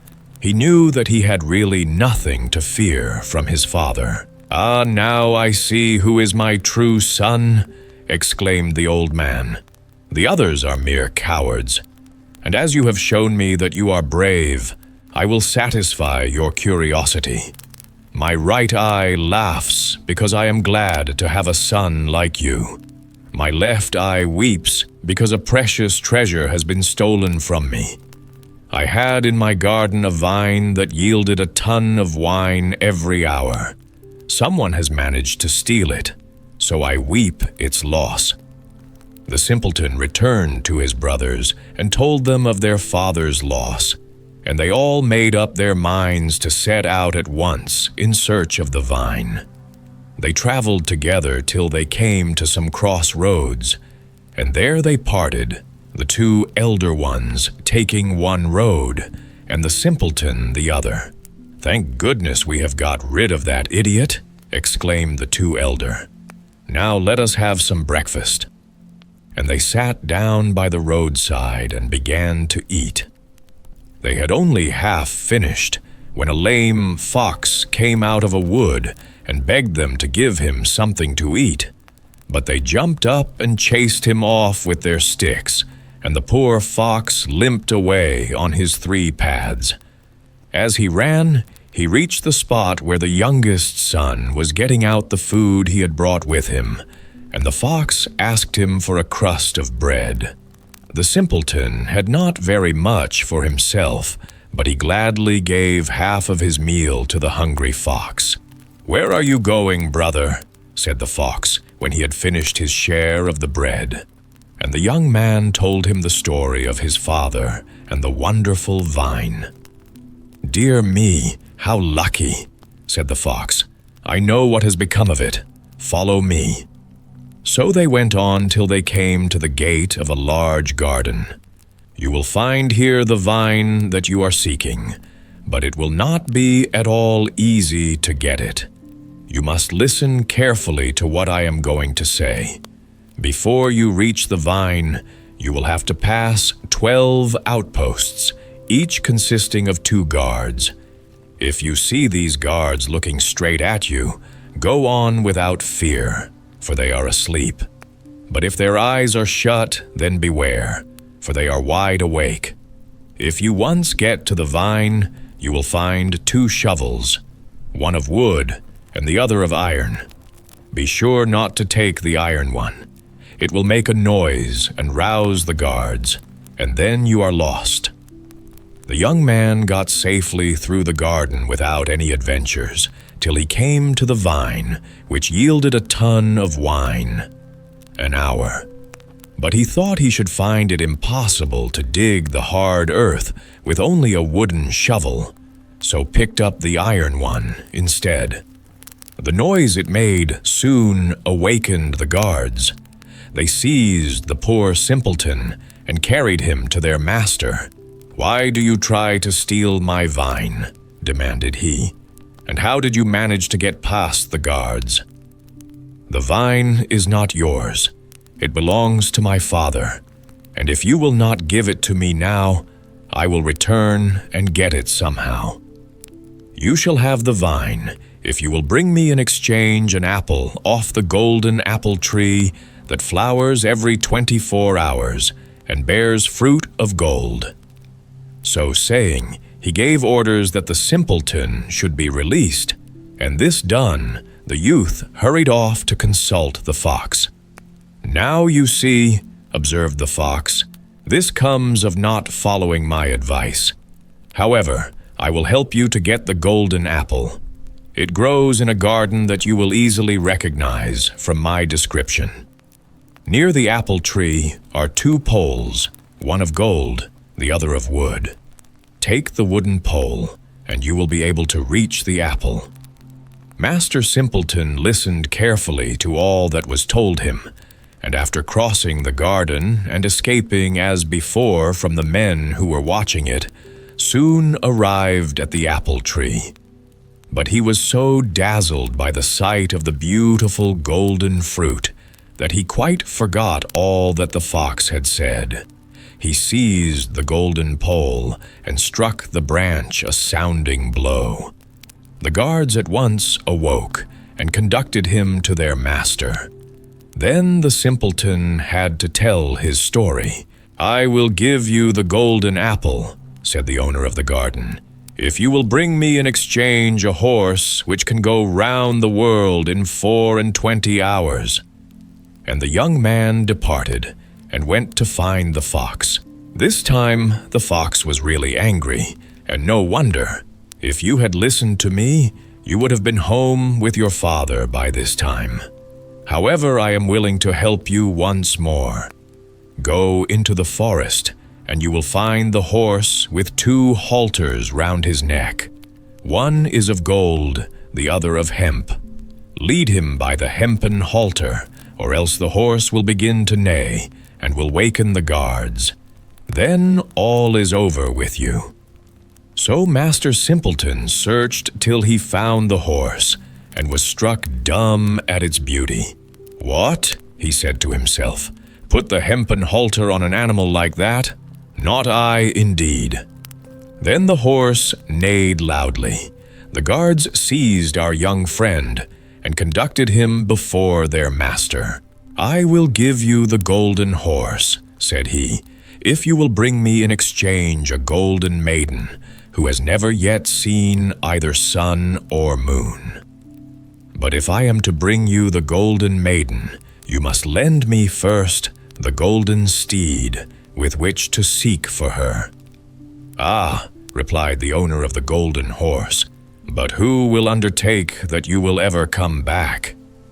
"I swear on the head of my father," answered the young man, "that I will bring back either the maiden or the horse." And he went away to consult the fox. Now, the fox, who was always patient and charitable to other people's faults, led him to the entrance of a deep grotto, where stood a maiden all of gold, and beautiful as the day. He placed her on his horse and prepared to mount. "Are you not sorry," said the fox, "to give such a lovely maiden in exchange for a horse? Yet you are bound to do it, for you have sworn by the head of your father. But perhaps I could manage to take her place." So saying, the fox transformed himself into another golden maiden, so like the first that hardly anyone could tell the difference between them. The simpleton took her straight to the owner of the horse, who was enchanted with her, and the young man got back his father's vine and married the real golden maiden into the bargain. The Unlooked-For Prince, Polish story. A long time ago there lived a king and queen who had no children, although they both wished very much for a little son. They tried not to let each other see how unhappy they were, and pretended to take pleasure in hunting and hawking and all sorts of other sports. But at length the king could bear it no longer, and declared that he must go and visit the furthest corners of his kingdom, and that it would be many months before he should return to his capital. By that time, he hoped he would have so many things to think about that he would have forgotten to trouble about the little son who never came. The country the king reigned over was very large and full of high, stony mountains and sandy deserts, so that it was not at all easy to go from one place to another. One day the king had wandered out alone, meaning to go only a little distance, but everything looked so alike he could not make out the path by which he had come. He walked on and on for hours, the sun beating hotly on his head and his legs trembling under him, and he might have died of thirst if he had not suddenly stumbled on a little well, which looked as if it had been newly dug. On the surface floated a silver cup with a golden handle, but as it bobbed about whenever the king tried to seize it, he was too thirsty to wait any longer, and knelt down and drank his fill. When he had finished, he began to rise from his knees, but somehow his beard seemed to have stuck fast in the water, and with all his efforts he could not pull it out.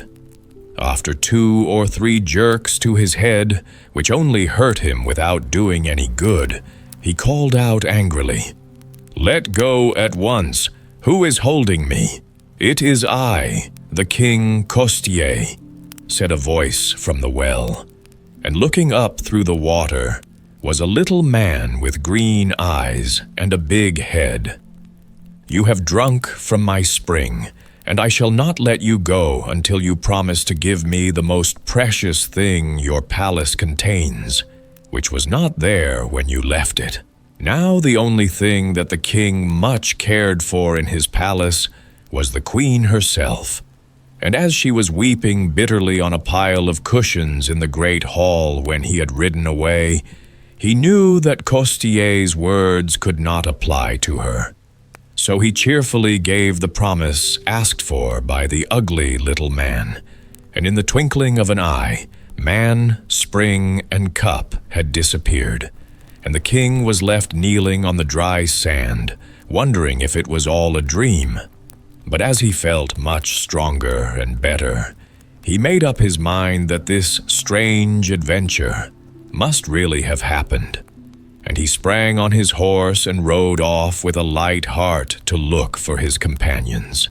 In a few weeks they began to set out on their return home, which they reached one hot day, 8 months after they had all left.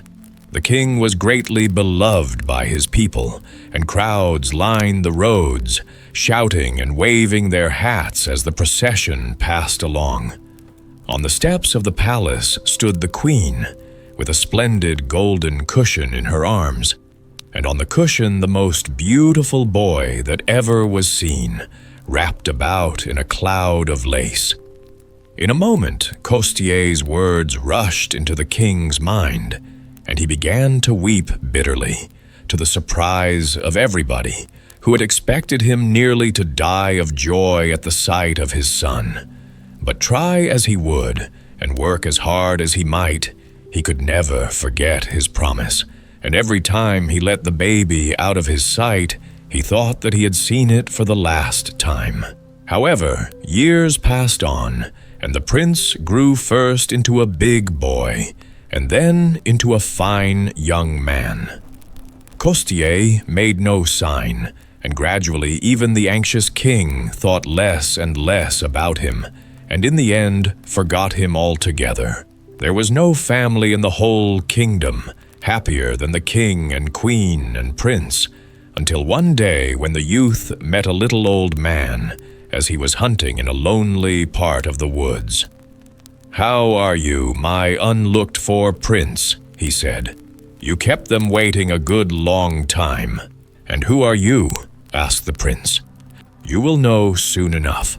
When you go home, give my compliments to your father, and tell him that I wish he would square accounts with me.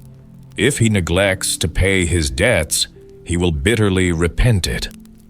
So saying, the old man disappeared, and the prince returned to the palace and told his father what had happened. The king turned pale and explained to his son the terrible story. "Do not grieve over it, father," answered the prince. "It is nothing so dreadful after all. I will find some way to force Costier to give up his rights over me. But if I do not come back in a year's time, you must give up all hopes of ever seeing me." Then the prince began to prepare for his journey. His father gave him a complete suit of steel armor, a sword, and a horse, while his mother hung round his neck a cross of gold. So, kissing him tenderly, with many tears they let him go. He rode steadily on for 3 days, and at sunset on the 4th day he found himself on the seashore. On the sand before him lay 12 white dresses, dazzling as the snow. Yet as far as his eyes could reach, there was no one in sight to whom they could belong. Curious to see what would happen, he took up one of the garments, and leaving his horse loose to wander about the adjoining fields, he hid himself among some willows and waited. In a few minutes a flock of geese, which had been paddling about in the sea, approached the shore and put on the dresses, struck the sand with their feet, and were transformed in the twinkling of an eye into 11 beautiful young girls, who flew away as fast as they could. The 12th and youngest remained in the water, stretching out her long white neck and looking about her anxiously. Suddenly, among the willows, she perceived the king's son, and called out to him with a human voice, "O Prince, give me back my dress, and I shall be forever grateful to you." The prince hastened to lay the dress on the sand and walked away. When the maiden had thrown off the goose skin and quickly put on her proper clothes, she came towards him, and he saw that none had ever seen or told of such beauty as hers. She blushed and held out her hand, saying to him in a soft voice, "I thank you, noble prince, for having granted my request. I am the youngest daughter of Costier the Immortal, who has 12 daughters and rules over the kingdoms under the earth. Long time my father has waited for you, and great is his anger. But trouble not yourself and fear nothing, only do as I bid you. When you see the king Costier, fall straightway upon your knees, and heed neither his threats nor his cry, but draw near to him boldly. That which will happen after, you will know in time. Now, let us go." At these words, she struck the ground with her foot, and a gulf opened, down which they went right into the heart of the earth. In a short time, they reached Costier's palace, which gives light, with a light brighter than the sun, to the dark kingdoms below. And the prince, as he had been bidden, entered boldly into the hall. Costier, with a shining crown upon his head, sat in the center upon a golden throne. His green eyes glittered like glass, his hands were as the claws of a crab. When he caught sight of the prince, he uttered piercing yells, which shook the walls of the palace. The prince took no notice, but continued his advance on his knees towards the throne.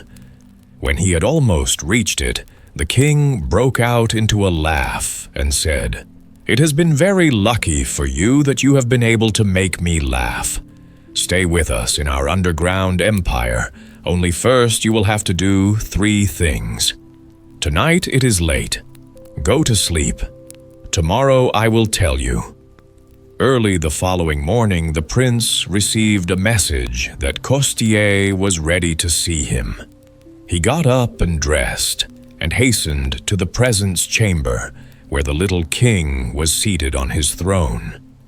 When the prince appeared, bowing low before him, Costier began, "Now, prince, this is what you have to do. By tonight you must build me a marble palace, with windows of crystal and a roof of gold. It is to stand in the middle of a great park, full of streams and lakes. If you are able to build it, you shall be my friend. If not, off with your head." The prince listened in silence to this startling speech, and then, returning to his room, set himself to think about the certain death that awaited him. He was quite absorbed in these thoughts, when suddenly a bee flew against the window and tapped, saying, "Let me come in." He rose and opened the window, and there stood before him the youngest princess. "What are you dreaming about, prince?"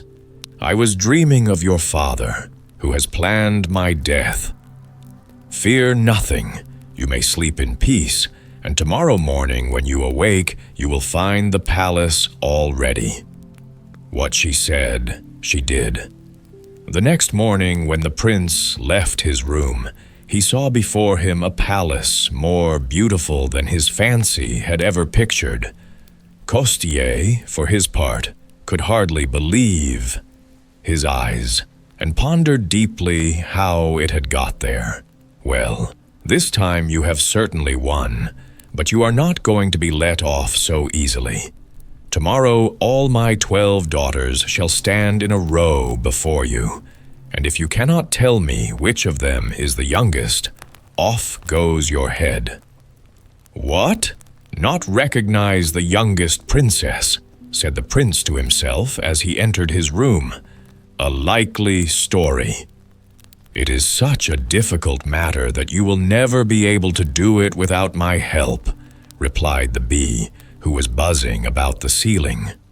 "We are all so exactly alike that even our father scarcely knows the difference between us. Then what must I do? This.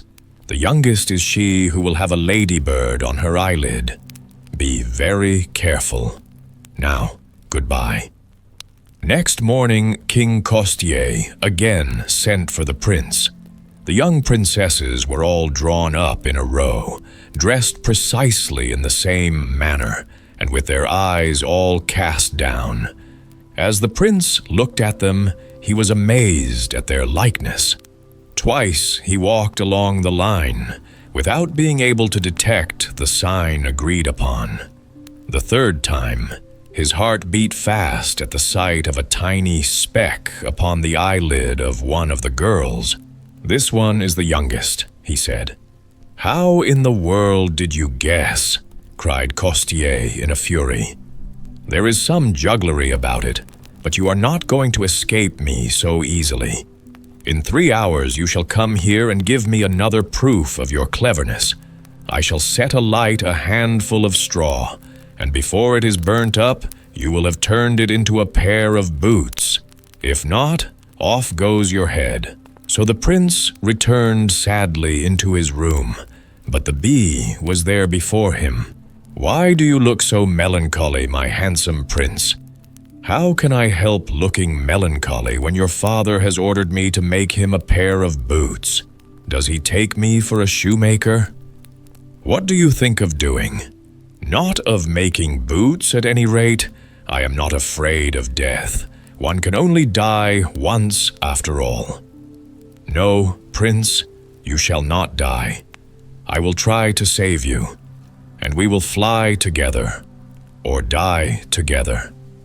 As she spoke, she spat upon the ground, and then, drawing the prince after her out of the room, she locked the door behind her and threw away the key. Holding each other tight by the hand, they made their way up into the sunlight and found themselves by the side of the same sea, while the prince's horse was still quietly feeding in the neighboring meadow. The moment he saw his master, the horse whinnied and galloped towards him.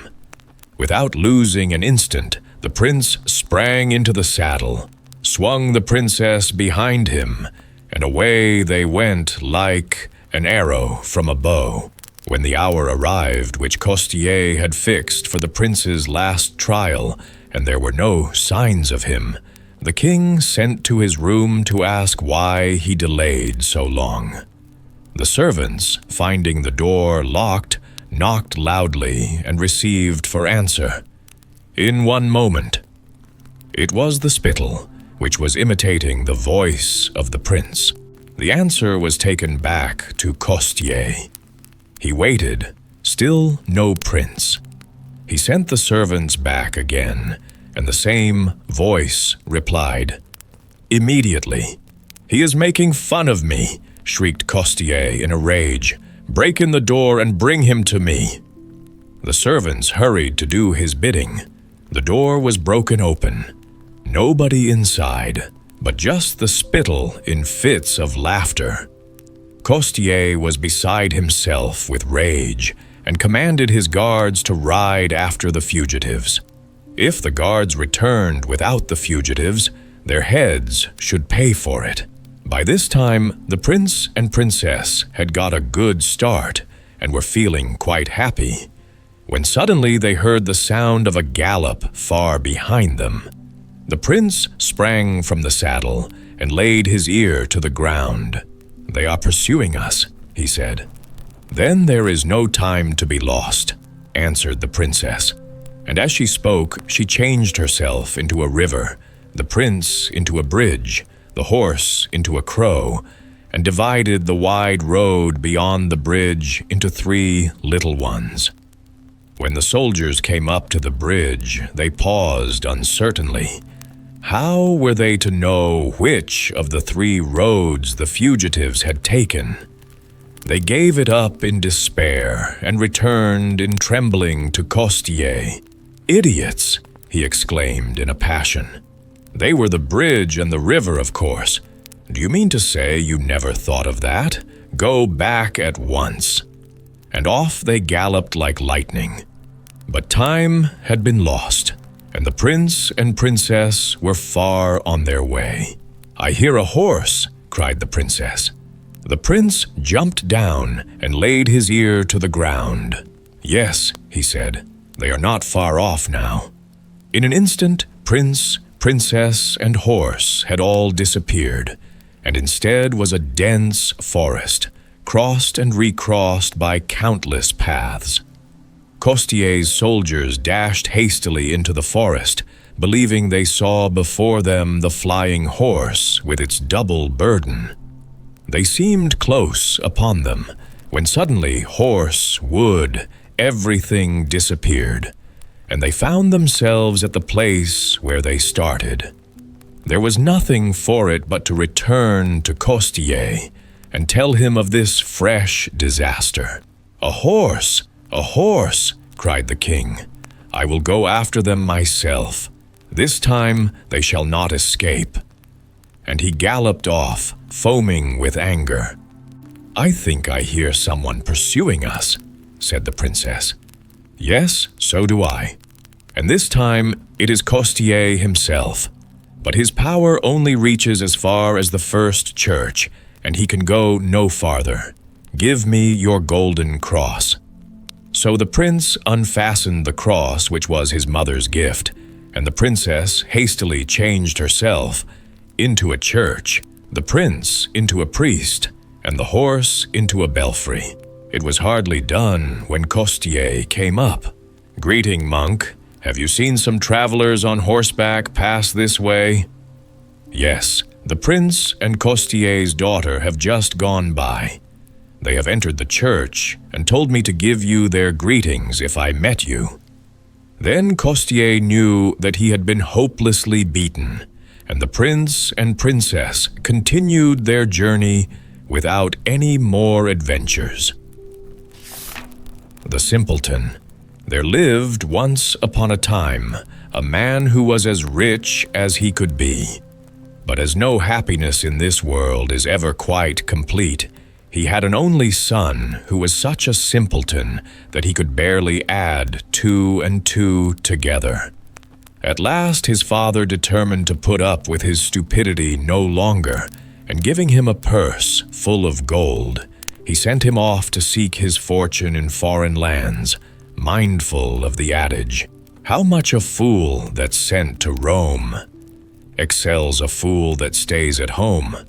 Moscione, for this was the youth's name, mounted a horse and set out for Venice, hoping to find a ship there that would take him to Cairo. After he had ridden for some time, he saw a man standing at the foot of a poplar tree and said to him, "What's your name, my friend? Where do you come from? And what can you do?"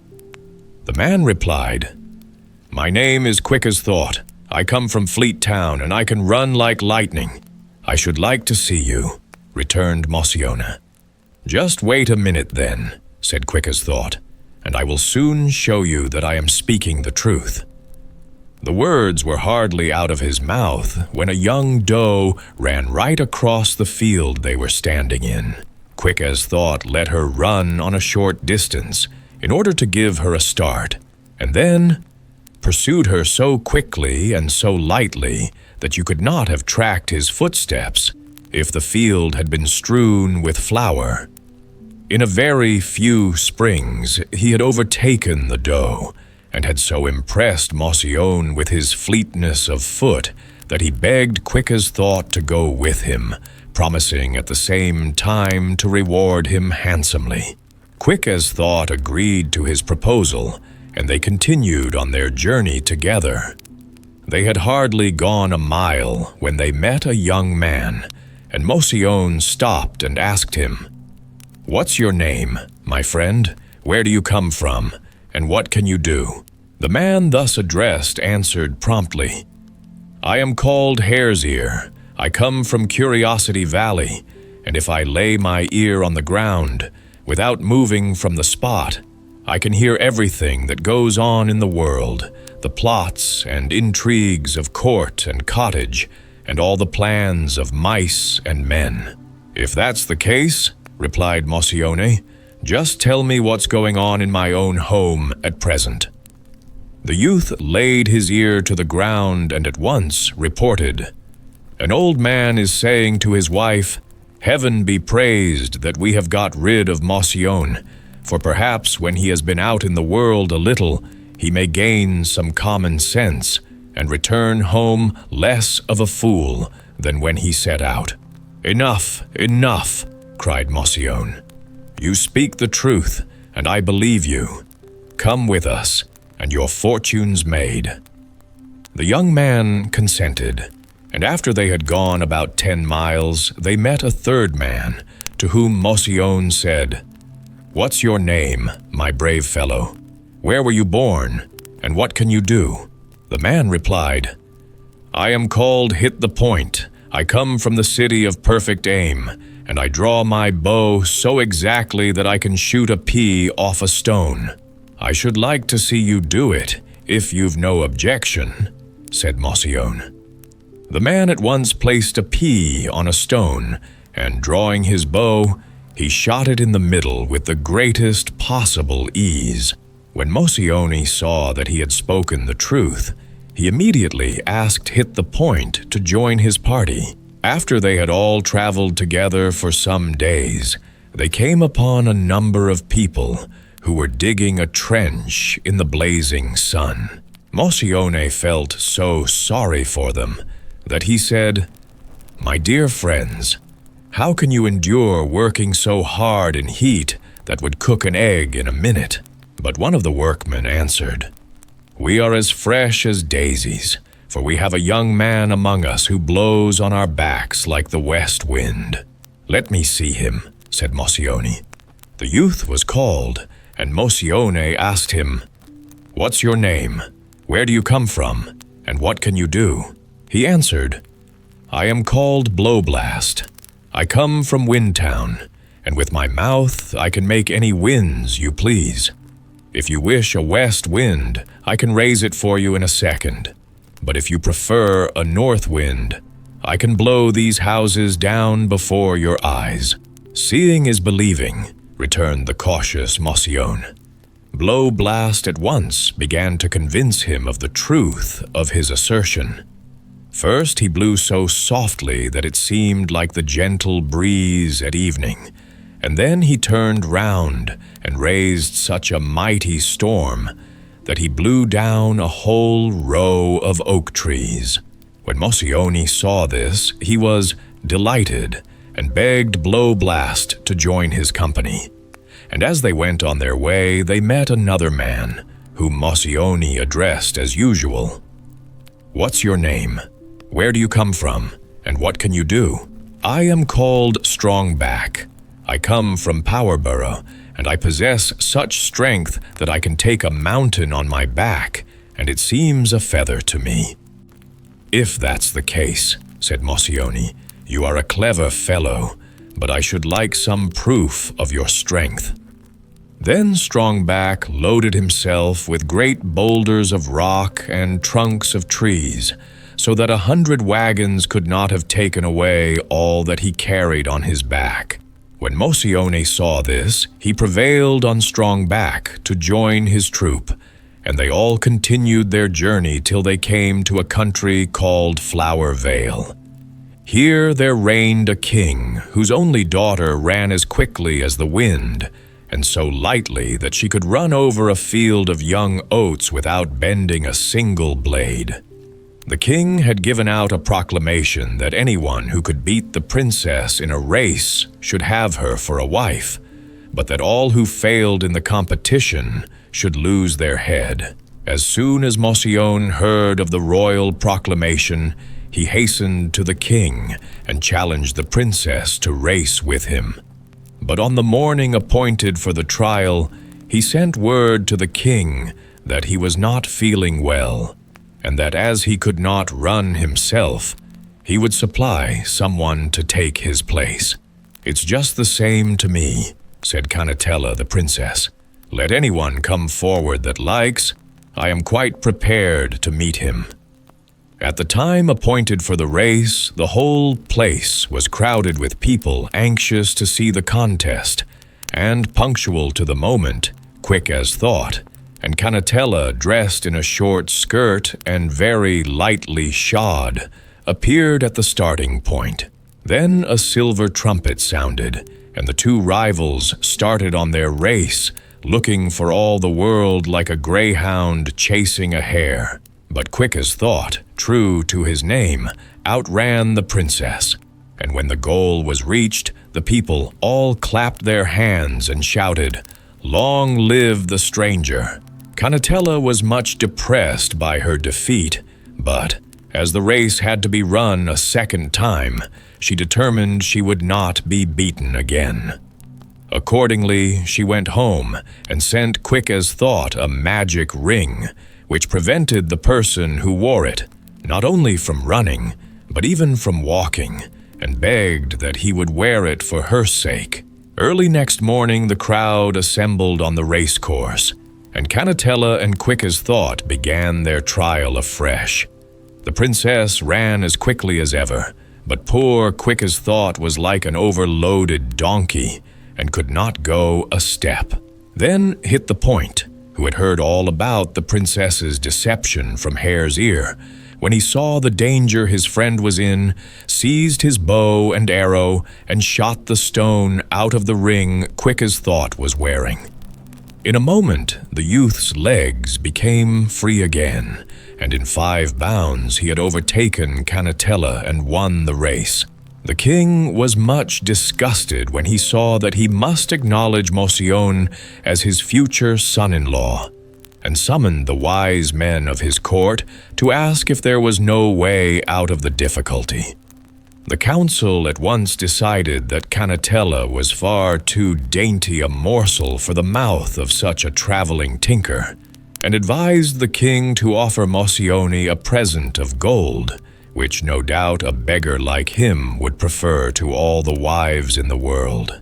The king was delighted at this suggestion, and calling Motion before him, he asked him what sum of money he would take instead of his promised bride.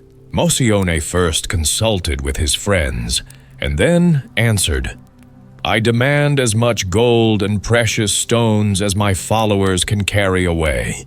The king thought he was being let off very easily, and produced coffers of gold, sacks of silver, and chests of precious stones. But the more Strong Back was loaded with the treasure, the straighter he stood. At last, the treasury was quite exhausted, and the king had to send his courtiers to his subjects to collect all the gold and silver they possessed. But nothing was of any avail, and Strong Back only asked for more. When the king's counselors saw the unexpected result of their advice, they said it would be more than foolish to let some strolling thieves take so much treasure out of the country, and urged the king to send a troop of soldiers after them to recover the gold and precious stones. So the king sent a body of armed men on foot and horse to take back the treasure Strong Back was carrying away with him. But Hare's Ear, who had heard what the counselors had advised the king, told his companions just as the dust of their pursuers was visible on the horizon. No sooner had Blowblast taken in their danger than he raised such a mighty wind that all the king's army was blown down like so many ninepins. And as they were quite unable to get up again, Motion and his companions proceeded on their way, without further let or hindrance. As soon as they reached his home, Motion divided his spoil with his companions, at which they were much delighted. He himself stayed with his father, who was obliged at last to acknowledge that his son was not quite such a fool as he looked. The Street Musicians. A man once possessed a donkey, which had served him faithfully for many years, but at last the poor beast grew old and feeble, and every day his work became more of a burden. As he was no longer of any use, his master made up his mind to shoot him, But when the donkey learnt the fate that was in store for him, he determined not to die, but to run away to the nearest town and there to become a street musician. When he had trotted along for some distance, he came upon a greyhound lying on the road and panting for dear life. "Well, brother," said the donkey, "what's the matter with you? You look rather tired." "So I am," replied the dog, "but because I am getting old and am growing weaker every day and cannot go out hunting any longer, my master wanted to poison me. And as life is still sweet, I have taken leave of him. But how I am to earn my own livelihood, I haven't a notion." "Well," said the donkey, "I am on my way to the nearest big town, where I mean to become a street musician. Why don't you take up music as a profession and come along with me? I'll play the flute, and you can play the kettle drum." The greyhound was quite pleased at the idea, and the two set off together. When they had gone a short distance, they met a cat with a face as long as 3 rainy days. "Now, what has happened to upset your happiness, friend Puss?" inquired the donkey. "It's impossible to look cheerful when one feels depressed," answered the cat. "I am well up in years now, and have lost most of my teeth. Consequently, I prefer sitting in front of the fire to catching mice, and so my old mistress wanted to drown me. I have no wish to die yet, so I ran away from her, but good advice is expensive, and I don't know where I am to go to or what I am to do. Come to the nearest big town with us," said the donkey, "and try your fortune as a street musician. I know what sweet music you make at night, so you are sure to be a success." The cat was delighted with the donkey's proposal, and they all continued their journey together. In a short time they came to the courtyard of an inn, where they found a cock crowing lustily. "What in the world is the matter with you?" asked the donkey. "The noise you are making is enough to break the drums of our ears. I am only prophesying good weather," said the cock, "for tomorrow is a feast day, and just because it is a holiday and a number of people are expected at the inn, the landlady has given orders for my neck to be wrung tonight, so that I may be made into soup for tomorrow's dinner." "I'll tell you what, Redcap," said the donkey, "you had much better come with us to the nearest town. You have got a good voice and could join a street band we are getting up." The cock was much pleased with the idea, and the party proceeded on their way. But the nearest big town was a long way off, and it took them more than a day to reach it. In the evening they came to a wood, and they made up their minds to go no further, but to spend the night there. The donkey and the greyhound lay down under a big tree, and the cat and the cock got up into the branches, the cock flying right up to the topmost twig, where he thought he would be safe from all danger. Before he went to sleep, he looked round the 4 points of the compass and saw a little spark burning in the distance. He called out to his companions that he was sure there must be a house not far off, for he could see a light shining. When he heard this, the donkey said at once, "Then we must get up and go and look for the house, for this is very poor shelter." And the greyhound added, "Yes, I feel I'd be all the better for a few bones and a scrap or 2 of meat." So they set out for the spot where the light was to be seen shining faintly in the distance. But the nearer they approached it, the brighter it grew, till at last they came to a brilliantly lighted house. The donkey, being the biggest of the party, went to the window and looked in. "Well, Greyhead, what do you see?" asked the cock. "I see a well-covered table," replied the donkey, "with excellent food and drink, and several robbers are sitting round it, enjoying themselves highly." "I wish we were doing the same," said the cock. "So do I," answered the donkey. "Can't we think of some plan for turning out the robbers and taking possession of the house ourselves?" So they consulted together what they were to do, and at last they arranged that the donkey should stand at the window with his 4 feet on the sill, that the greyhound should get on his back, the cat on the dog's shoulder, and the cock on the cat's head. When they had grouped themselves in this way at a given signal, they all began their different forms of music. The donkey brayed, the greyhound barked, the cat meowed, and the cock crew. Then they all scrambled through the window into the room, breaking the glass into 1,000 pieces as they did so. The robbers were all startled by the dreadful noise, and thinking that some evil spirits at the least were entering the house, they rushed out into the wood, their hair standing on end with terror.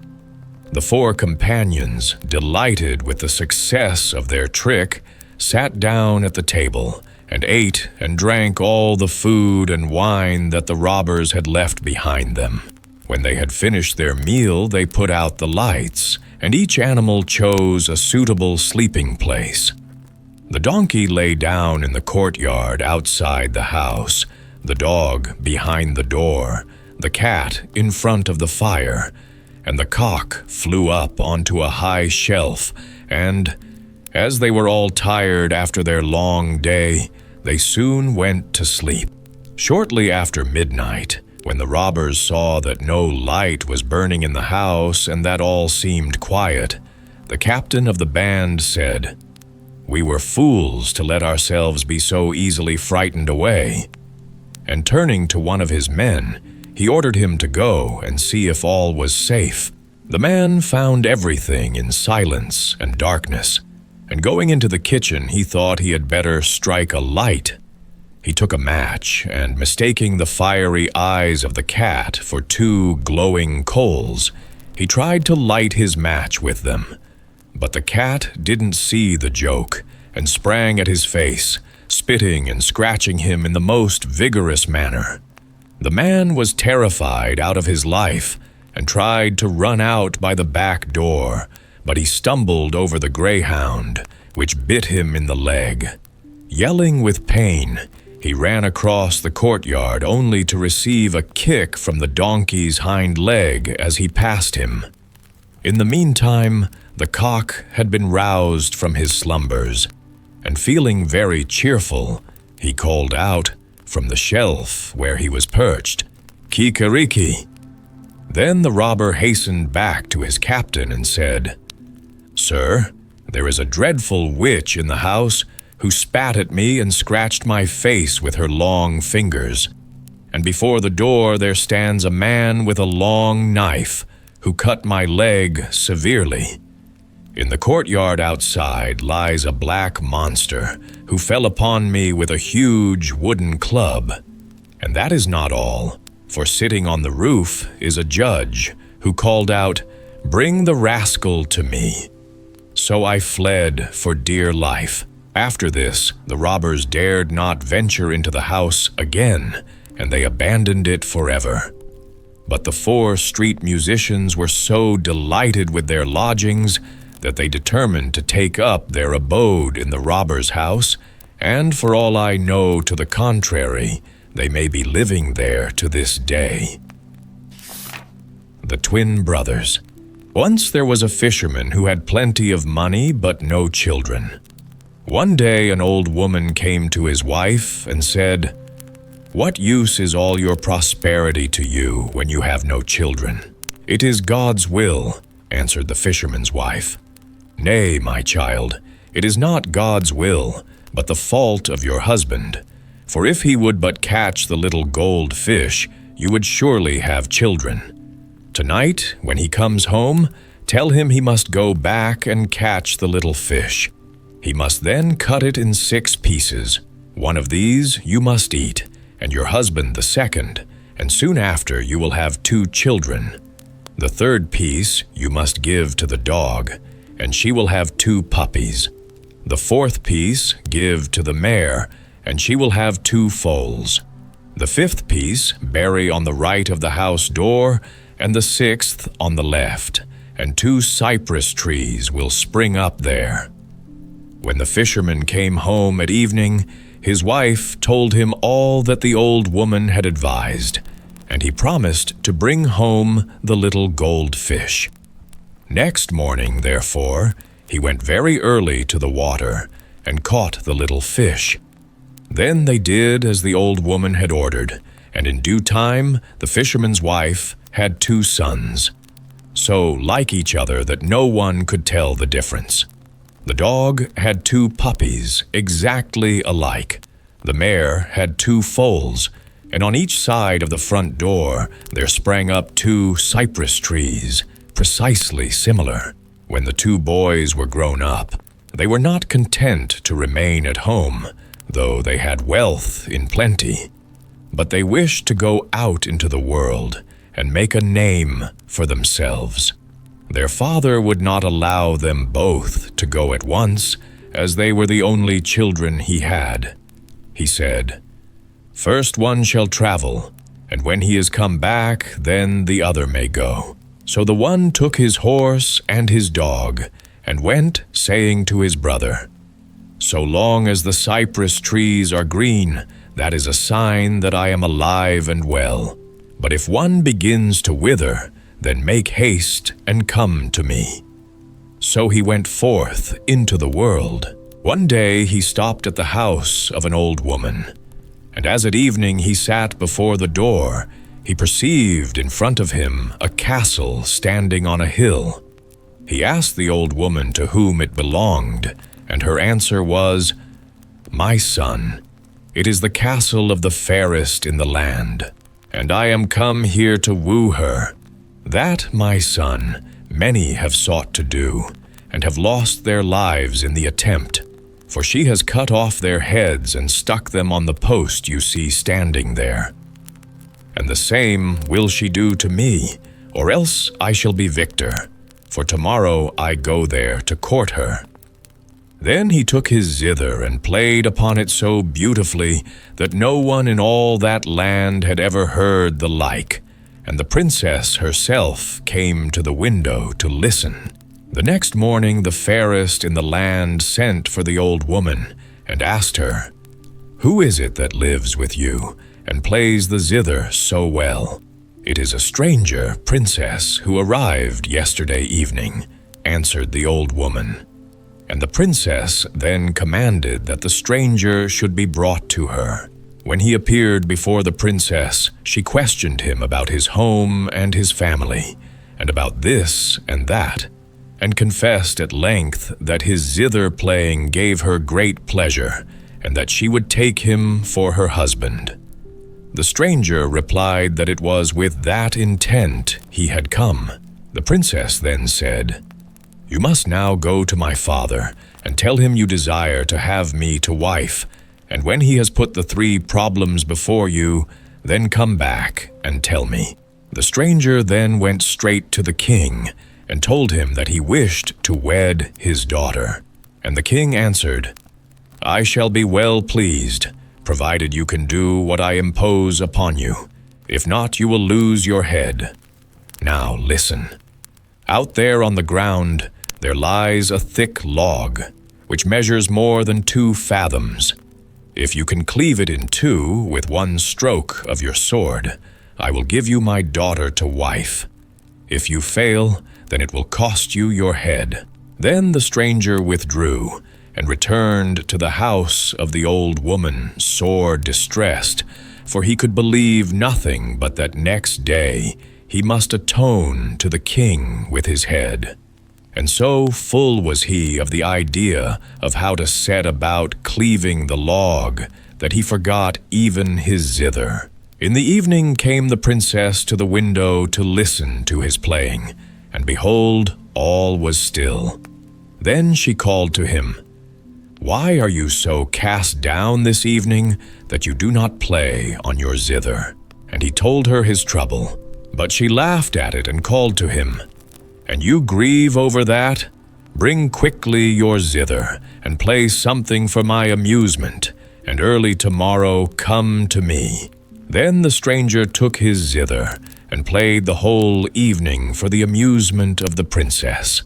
Next morning she took a hair from her locks and gave it to him, saying, "Take this hair, and wind it round your sword. Then you will be able to cleave the log in two." Then the stranger went forth, and with one blow cleft the log in two. But the king said, "I will impose another task upon you before you can wed my daughter." "Speak on," said the stranger. "Listen then," answered the king. "You must mount a horse and ride 3 miles at full gallop, holding in each hand a goblet full of water. If you spill no drop, then I shall give you my daughter to wife. But should you not succeed, then I will take your life." Then the stranger returned to the house of the old woman, and again he was so troubled as to forget his zither. In the evening the princess came to the window as before to listen to the music, but again all was still, and she called to him, "What is the matter that you do not play on your zither?" Then he related all that the king had ordered him to do, and the princess answered, "Do not let yourself be disturbed, only play now, and come to me tomorrow morning." Then next morning he went to her, and she gave him her ring, saying, "Throw this ring into the water, and it will immediately freeze, so that you will not spill any." The stranger did as the princess bade him, and carried the water all the way. Then the king said, "Now I will give you a third task, and this shall be the last. I have a Negro who will fight with you tomorrow, and if you are the conqueror, you shall wed my daughter." The stranger returned, full of joy, to the house of the old woman. And that evening was so merry that the princess called to him, "You seem very cheerful this evening. What has my father told you that makes you so glad?" He answered, "Your father has told me that tomorrow I must fight with his Negro. He is only another man like myself, and I hope to subdue him and to gain the contest." But the princess answered, "This is the hardest of all. I myself am the black man, for I swallow a drink that changes me into a Negro of unconquerable strength. Go tomorrow morning to the market, buy 12 buffalo hides and wrap them round your horse. Fasten this cloth round you, and when I am let loose upon you tomorrow, show it to me, that I may hold myself back and may not kill you. Then when you fight me, you must try to hit my horse between the eyes, for when you have killed it, you have conquered me." Next morning, therefore, he went to the market and bought the 12 buffalo hides, which he wrapped round his horse. Then he began to fight with the black man, and when the combat had already lasted a long time, and 11 hides were torn, then the stranger hit the Negro's horse between the eyes, so that it fell dead, and the black man was defeated. Then said the king, "Because you have solved the 3 problems, I take you for my son-in-law." But the stranger answered, "I have some business to conclude first. In 14 days I will return and bring the bride home." So he arose and went into another country, where he came to a great town and alighted at the house of an old woman. When he had had supper, he begged of her some water to drink, but she answered, "My son, I have no water. A giant has taken possession of the spring and only lets us draw from it once a year, when we bring him a maiden.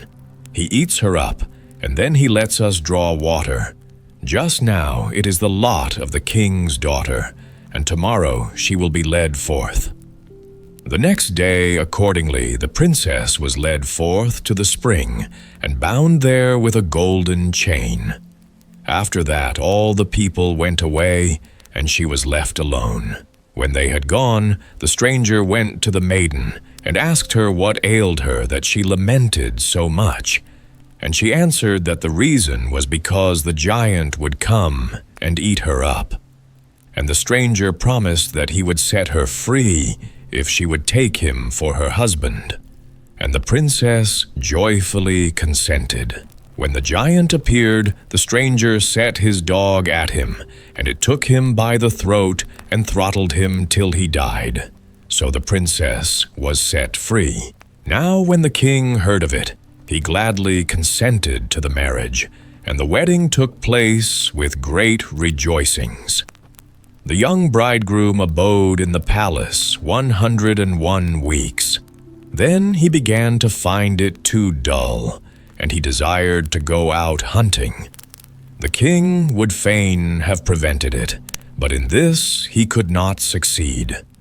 Then he begged his son-in-law at least to take sufficient escort with him. But this, too, the young man evaded and took only his horse and his dog. He had ridden already a long way when he saw in the distance a hut and rode straight towards it in order to get some water to drink. There he found an old woman from whom he begged the water. She answered that first he should allow her to beat his dog with her little wand, that it might not bite her while she fetched the water. The hunter consented, and as soon as she had touched the dog with her wand, it immediately turned to stone. Thereupon she touched the hunter and also his horse, and both turned to stone. As soon as that had happened, the cypress trees in front of his father's house began to wither. And when the other brother saw this, he immediately set out in search of his twin. He came first to the town where his brother had slain the giant, and there fate led him to the same old woman where his brother had lodged. When she saw him, she took him for his twin brother and said to him, "Do not take it amiss of me, my son, that I did not come to wish you joy on your marriage with the king's daughter." The stranger perceived what mistake she had made, but only said, "That does not matter, old woman," and rode on without further speech to the king's palace, where the king and the princess both took him for his twin brother, and called out, "Why have you tarried so long away? We thought something evil had befallen you." When night came, and he slept with the princess, who still believed him to be her husband, he laid his sword between them, and when morning came, he rose early and went out to hunt. Fate led him by the same way which his brother had taken, and from a distance he saw him, and knew that he was turned to stone.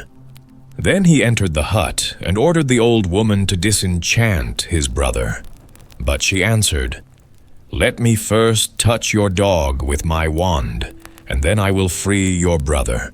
He ordered the dog, however, to take hold of her and bite her up to the knee, till she cried out, "Tell your dog to let me go, and I will set your brother free." But he only answered, "Tell me the magic words that I may disenchant him myself." And as she would not, he ordered his dog to bite her up to the hip. Then the old woman cried out, "I have 2 wands. With the green one I turn to stone, and with the red one I bring to life again." So the hunter took the red wand and disenchanted his brother, also his brother's horse and his dog, and ordered his own dog to eat the old woman up altogether. While the brothers went on their way back to the castle of the king, the one brother related to the other how the cypress tree had all at once dried up and withered, how he had immediately set out in search of his twin, and how he had come to the castle of his father-in-law and had claimed the princess as his wife. But the other brother became furious on hearing this, and smote him over the forehead till he died, and returned alone to the house of his father-in-law. When night came, and he was in bed, the princess asked him, "What was the matter with you last night, that you never spoke a word to me?" Then he cried out, "That was not me, but my brother, and I have slain him, because he told me by the way that he had claimed you for his wife. Do you know the place where you slew him?" asked the princess. "And can you find the body?" "I know the place exactly." "Then tomorrow we shall ride thither," said the princess.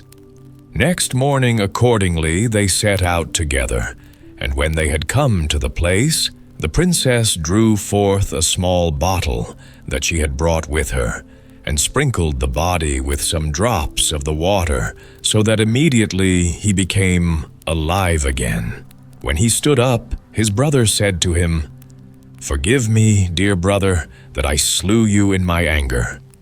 Then they embraced and went together to the fairest in the land, whom the unmarried brother took to wife. Then the brothers brought their parents to live with them, and all dwelt together in joy and happiness.